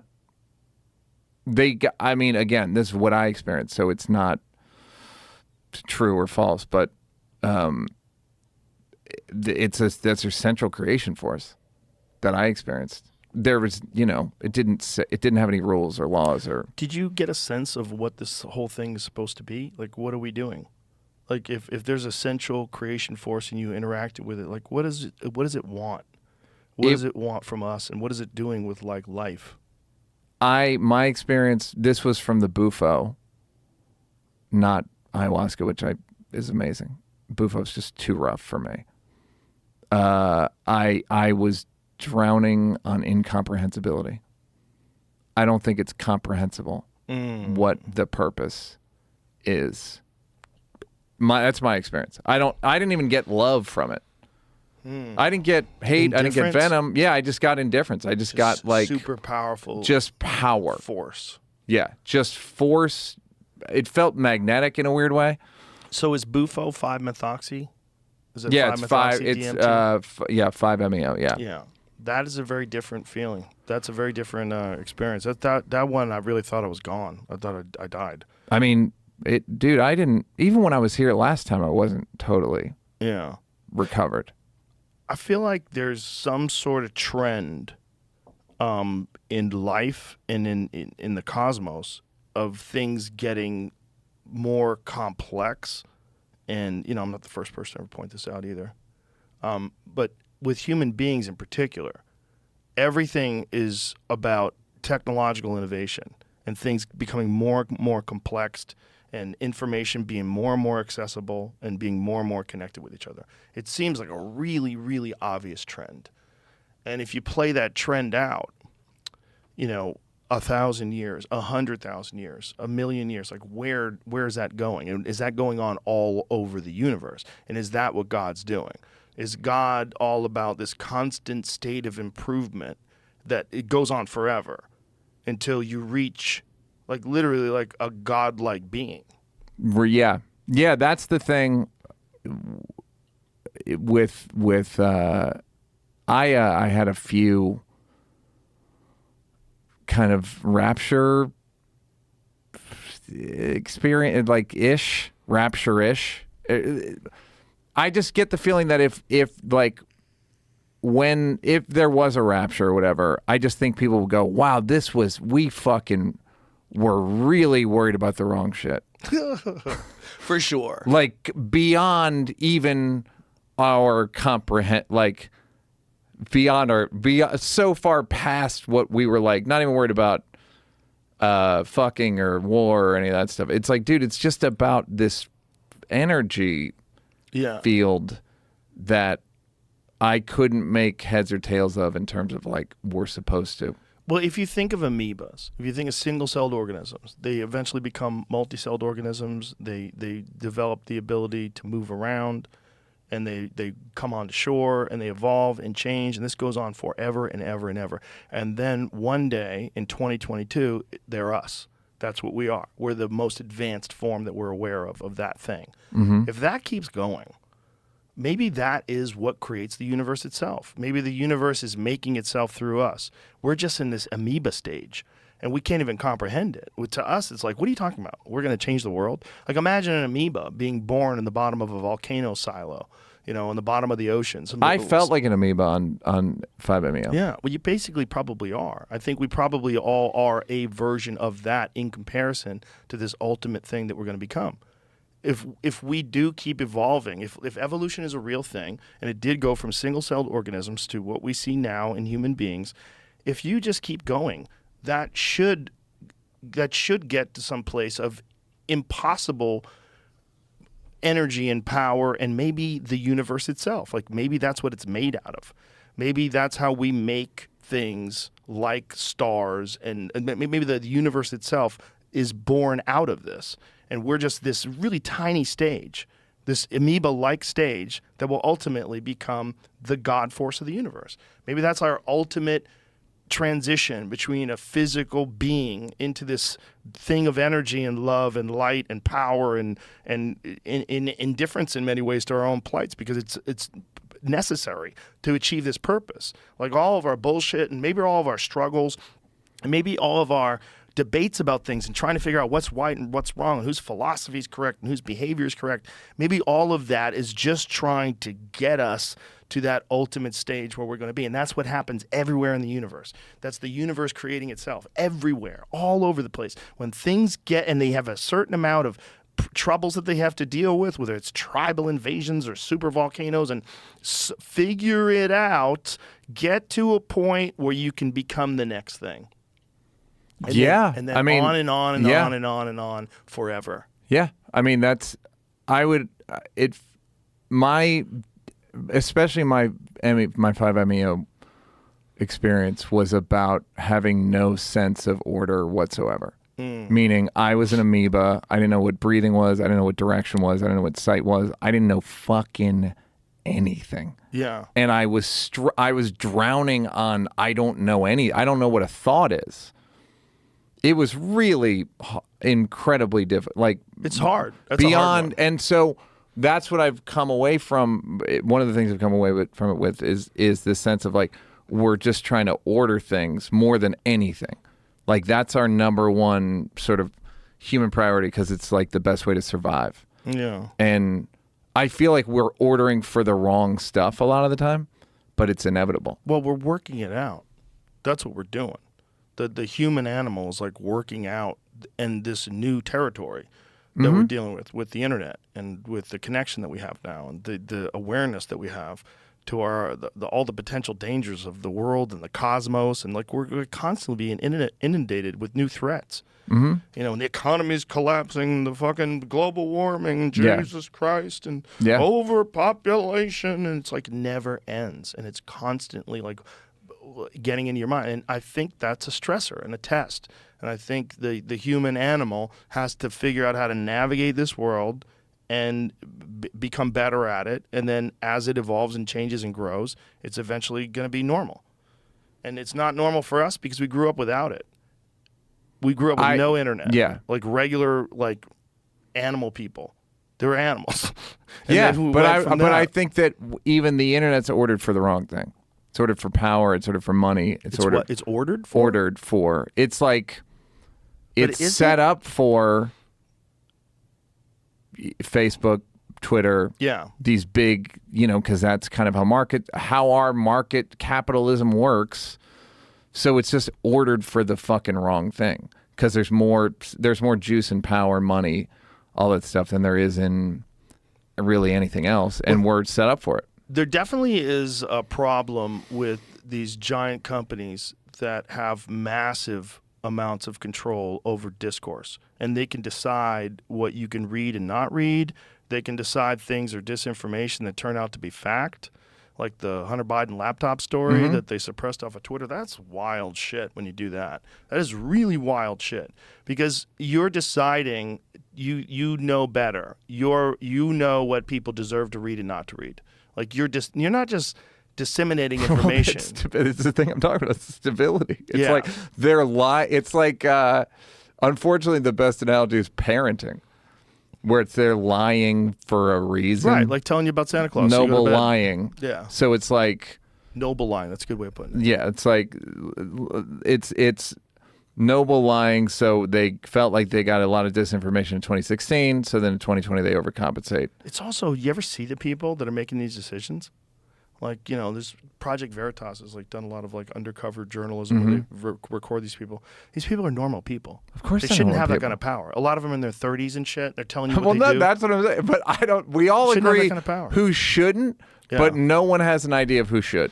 Well, Elon, look, I think banning people for using his picture as a parody and saying he likes to drink his own pee, not a good look for all this free speech stuff. But the idea behind the free speech, absolutist mentality is that there's no place where people can have these discussions and exchange these ideas without there being extreme bias for one political party, and about how that's dangerous for democracy. Yeah, I think he's right about that. I agree. Yeah, in theory, but it ends up just being a bunch of people yelling the N-word. But there's got to be a way to stop that from happening, and one way might be to make people subscribe. If you make people pay for it, you're going to get way less people that are having fake accounts that they just use to fuck with people. But you said earlier, money well spent. Yes, but if you verify if you want to, if you verify it, say if your Twitter account is Neal Brennan and it's tied to your passport and it's tied to your social security number, and you can't use another one. Then they got you, Joe. Yeah, that's the it's the thing where they said the definition of the Supreme Court's definition of pornography is I know it when I see it. Yeah. That's not a good definition, guy. I know it when I come in my pants. Yeah, exactly. I know when I see it. It's that's not a fucking trackable definition. If and I'm that's not also hard, it's not real. Yeah, and that's the thing with even with free speech is it's like a multi-tentacled. It's an octopus with fucking 132 tentacles and it is. It's contradictions and but you're this is I don't know the solution. Yeah, I don't think there's a clear solution, and I think that's part of the work that we have to do. We have to work things through and figure things out. And I think that people that you can count on to tell you the truth are very important. I think more of those will emerge. And I think that'll replace these corporate controlled things as long as they can stay actually independent. Because that's one of the things that happens to politicians, where politicians are all about for the people, and then they get in there, and then you got to play ball. You got to play ball. This is the game. Yeah, everybody has to kind of play ball. In some ways, it's you wouldn't have had to do that if you were not on Spotify. You wouldn't have had to make those videos. No, I wouldn't have to talk to Neil Young. But do you know the reason why I did that Neil Young one in particular? Because I wanted to tell that story about how I quit my job as a security guard because of a Neil Young concert. Yeah, life is long. That's one of those unintended consequences. But I also understand why they're scared. My fucking parents were scared too, and I encouraged them to get vaccinated. They were scared of it, and they should be. And they should also get vaccinated. It helped them. I'm sure it helped them.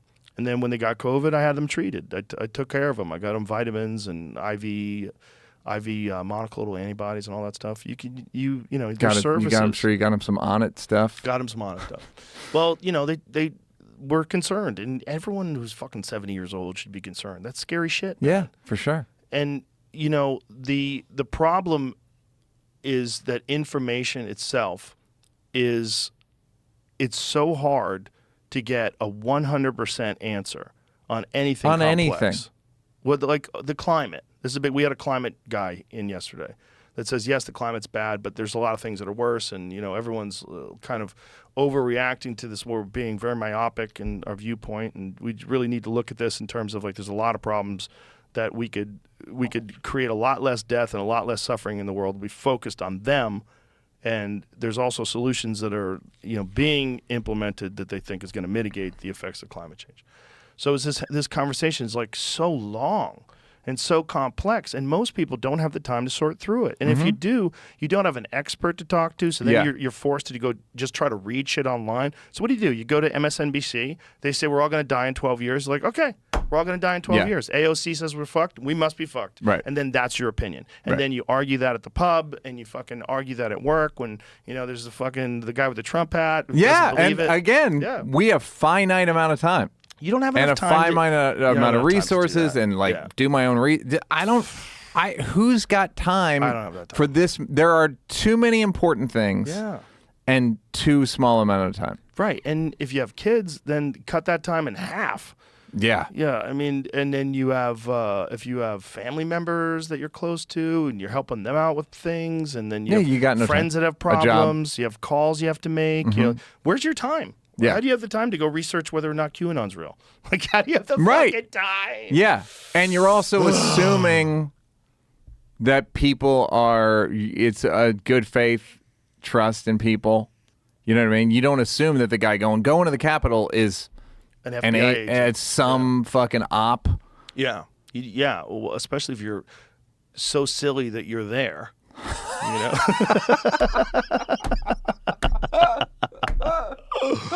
You're so How silly. silly are you? You're there. On a scale of January 6th. Bro, here's how silly it was to storm the Capitol. Alex Jones was out there telling people don't go inside. Wow. He was out there with a bullhorn. Don't go inside. It's a trap. Don't go inside. And they all and they all figured as long as there's a bunch of them, they're not going to get in trouble. Yeah. Meanwhile, all of them are fucked. Those people are doing hard time. All of them are fucked. Great. You can't do that. Nope. You can't do that. You can't storm the fucking Capitol and bust through the doors because you think you're right. Right. That is And by not the way, way all the Republicans that think it's cool, it's like they were going to kill Ted Cruz.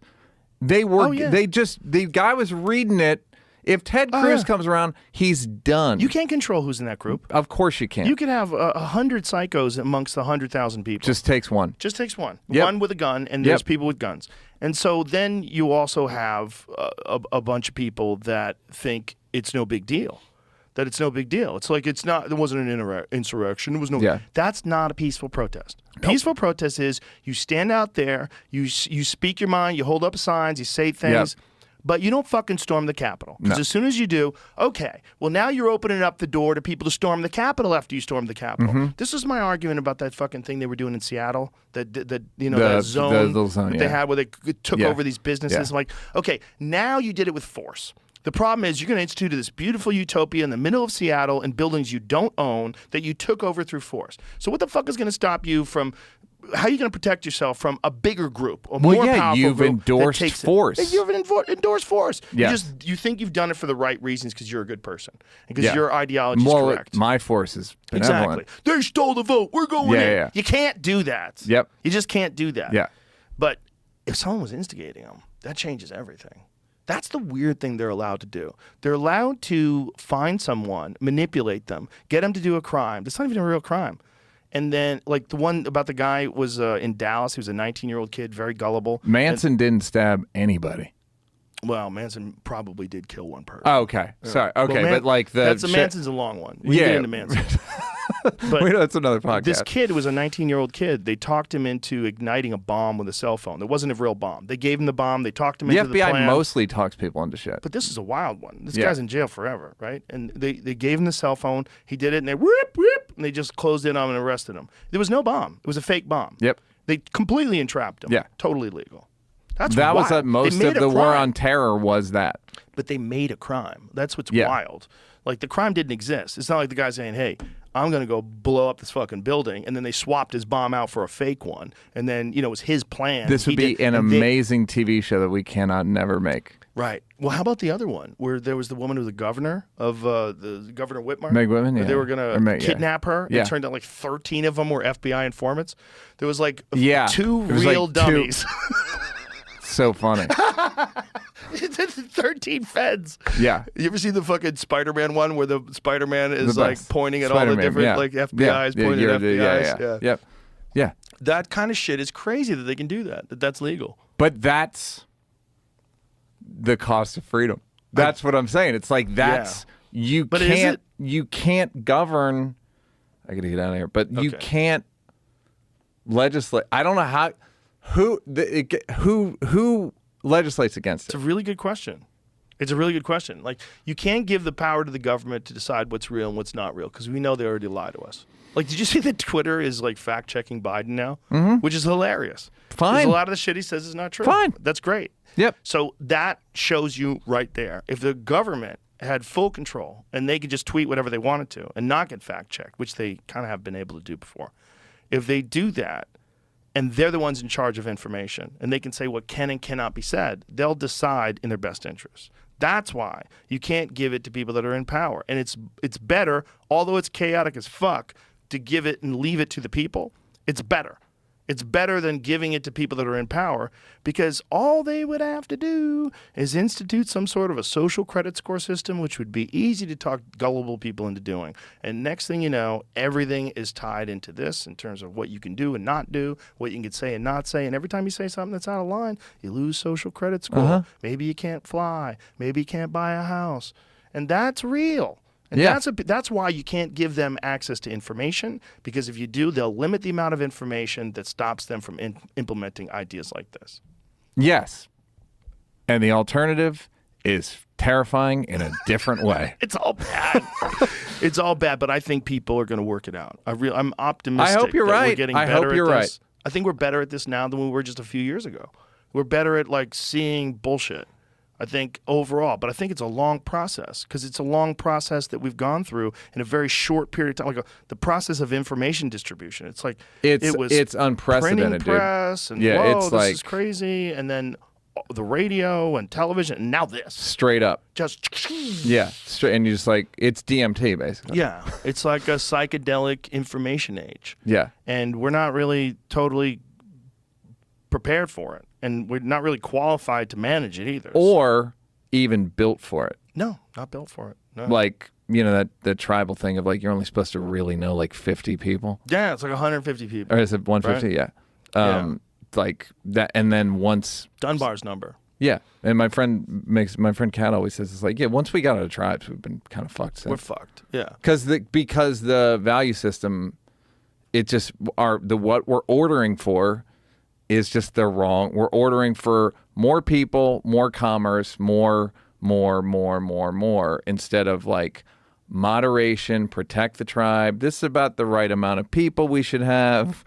We'll respect the earth. We'll respect but it's just, you just need, in order, it's just it's like a multipliers that are so far out of control. Yeah.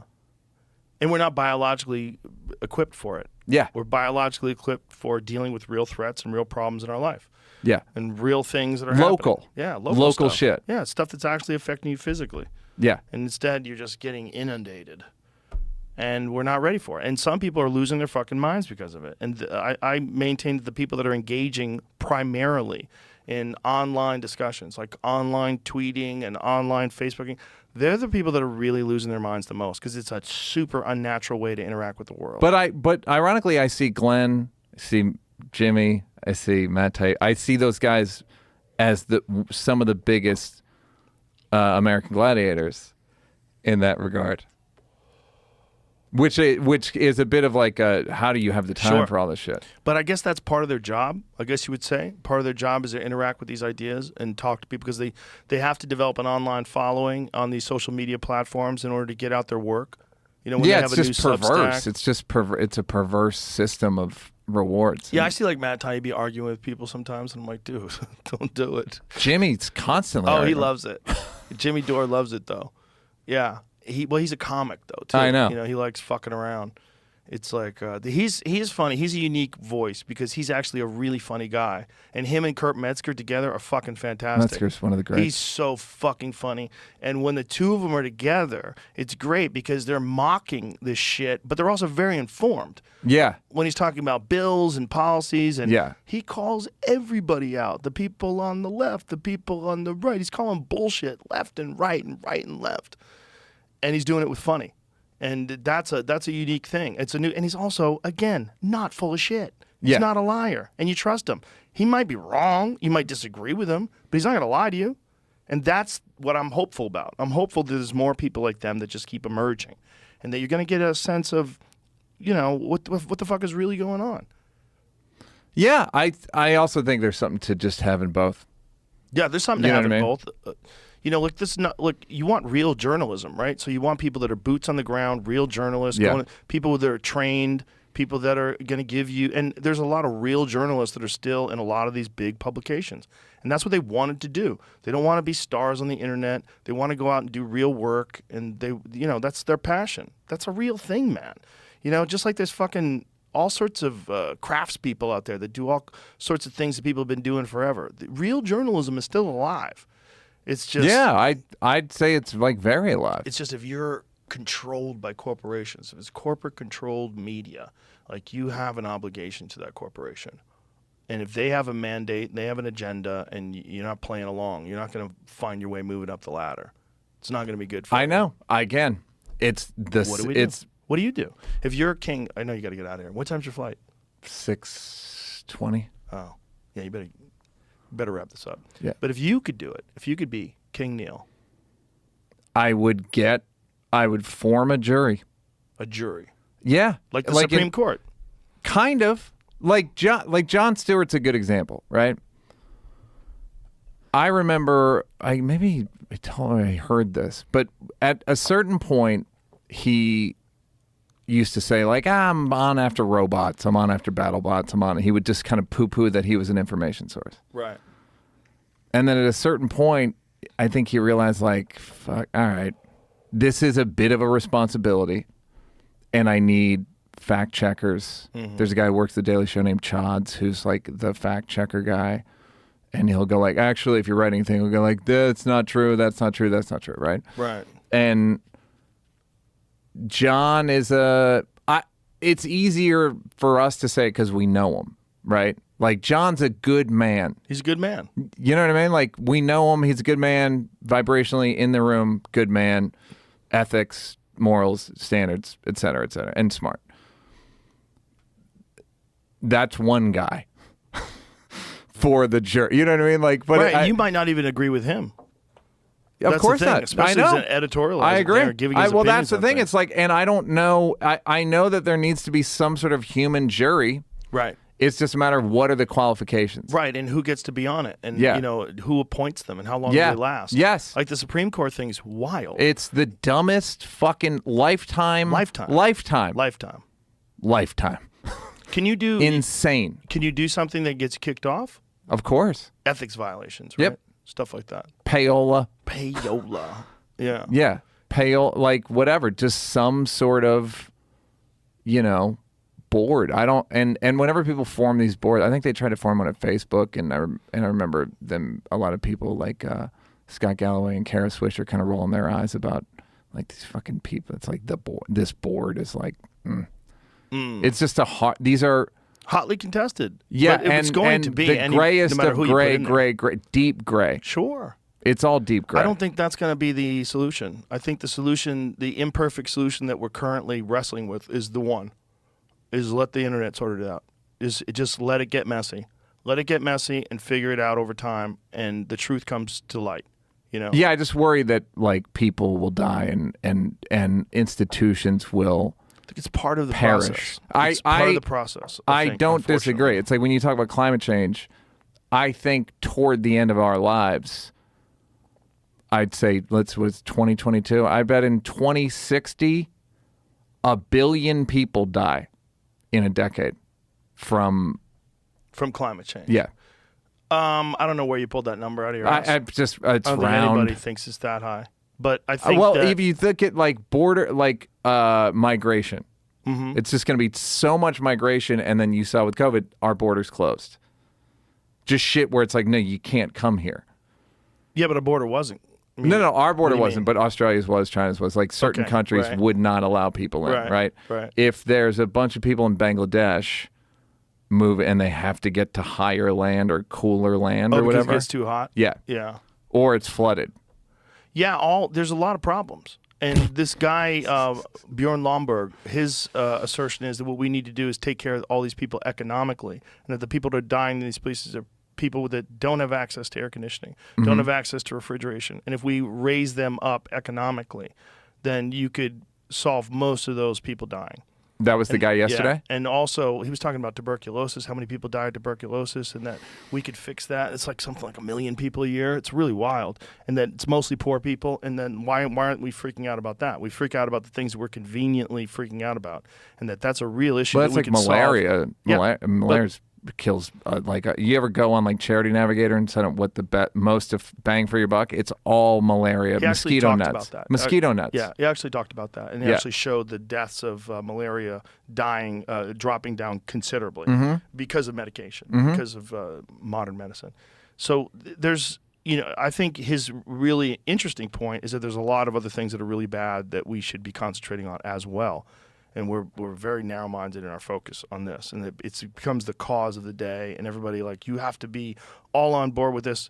And if you really wanted to save lives, he's like, there's a lot of other things that we could do and we can implement very quickly and easily and save lives. And we also would probably elevate people economically, which would in turn allow them to have measures in place to protect them from environmental situations like extreme heat and drought and things like that. And he thinks a lot of it can be done with innovation. It's very complicated. It's also hotly contested. So much of it, as you talk about this stuff, so much of it is about persuasion. Yeah, a lot of it is about persuasion. Okay, we want to try telling American taxpayers that we're going to send air conditioners to Bangladesh. Well, I think the idea is you bring their economy up somehow. And if you bring their economy up, then they can afford things.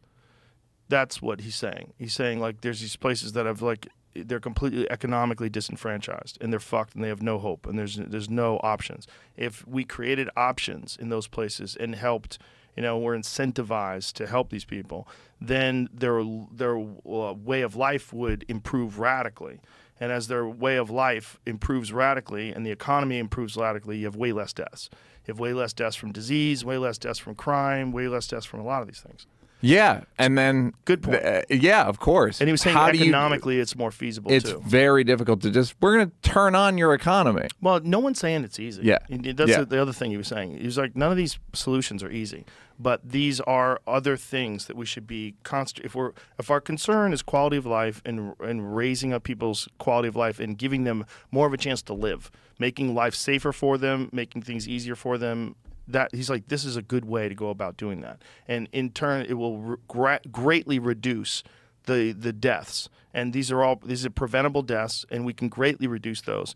And it's a real cause and effect thing. You could actually get to doing that. So if our main concern is loss of life, we should really be concerned with that as well. That's what he's saying. And he's not saying at all that climate change isn't a problem. He's definitely not saying that it's not caused by man.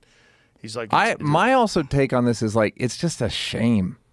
Do you know what I mean? Yeah. I'm not saying I'm not hectoring and you need Joe Rogan. What are you drinking? And that's not sustainable. Yeah, coffee's sustainable. What I'm saying, it is. What I'm saying is man, this is a fucking shame because human energy is a precious, great thing. It's precious. We have so much of it. Yeah, and to fuck up the earth like this, what a fucking shame. Well, it's obviously short-sighted, and it's obviously people that started doing things a long time ago that they didn't give a fuck about the future, or the other people that had to deal with the consequences, or they didn't realize it was causing those consequences. Yeah. He was a little flippant about fracking. I was like, man, they seem to read a lot about the pollution that's caused by fracking. It seems pretty bad. And he was like, well, relatively speaking, and there was a lot of glass half full. So I guess I get that it's important to hear that position too. But ultimately it's a fucking shame what we've done to the environment. It's a shame. He's also saying that a lot of the stuff that's floating in the ocean is not simply like our stuff that washes to shore. He's like, it's these freighter ships just dump their shit in the ocean, just dump garbage. Yeah. It's like that's what countries have done. That's how the whole the Somali pirates. Do you know how that all got started? No.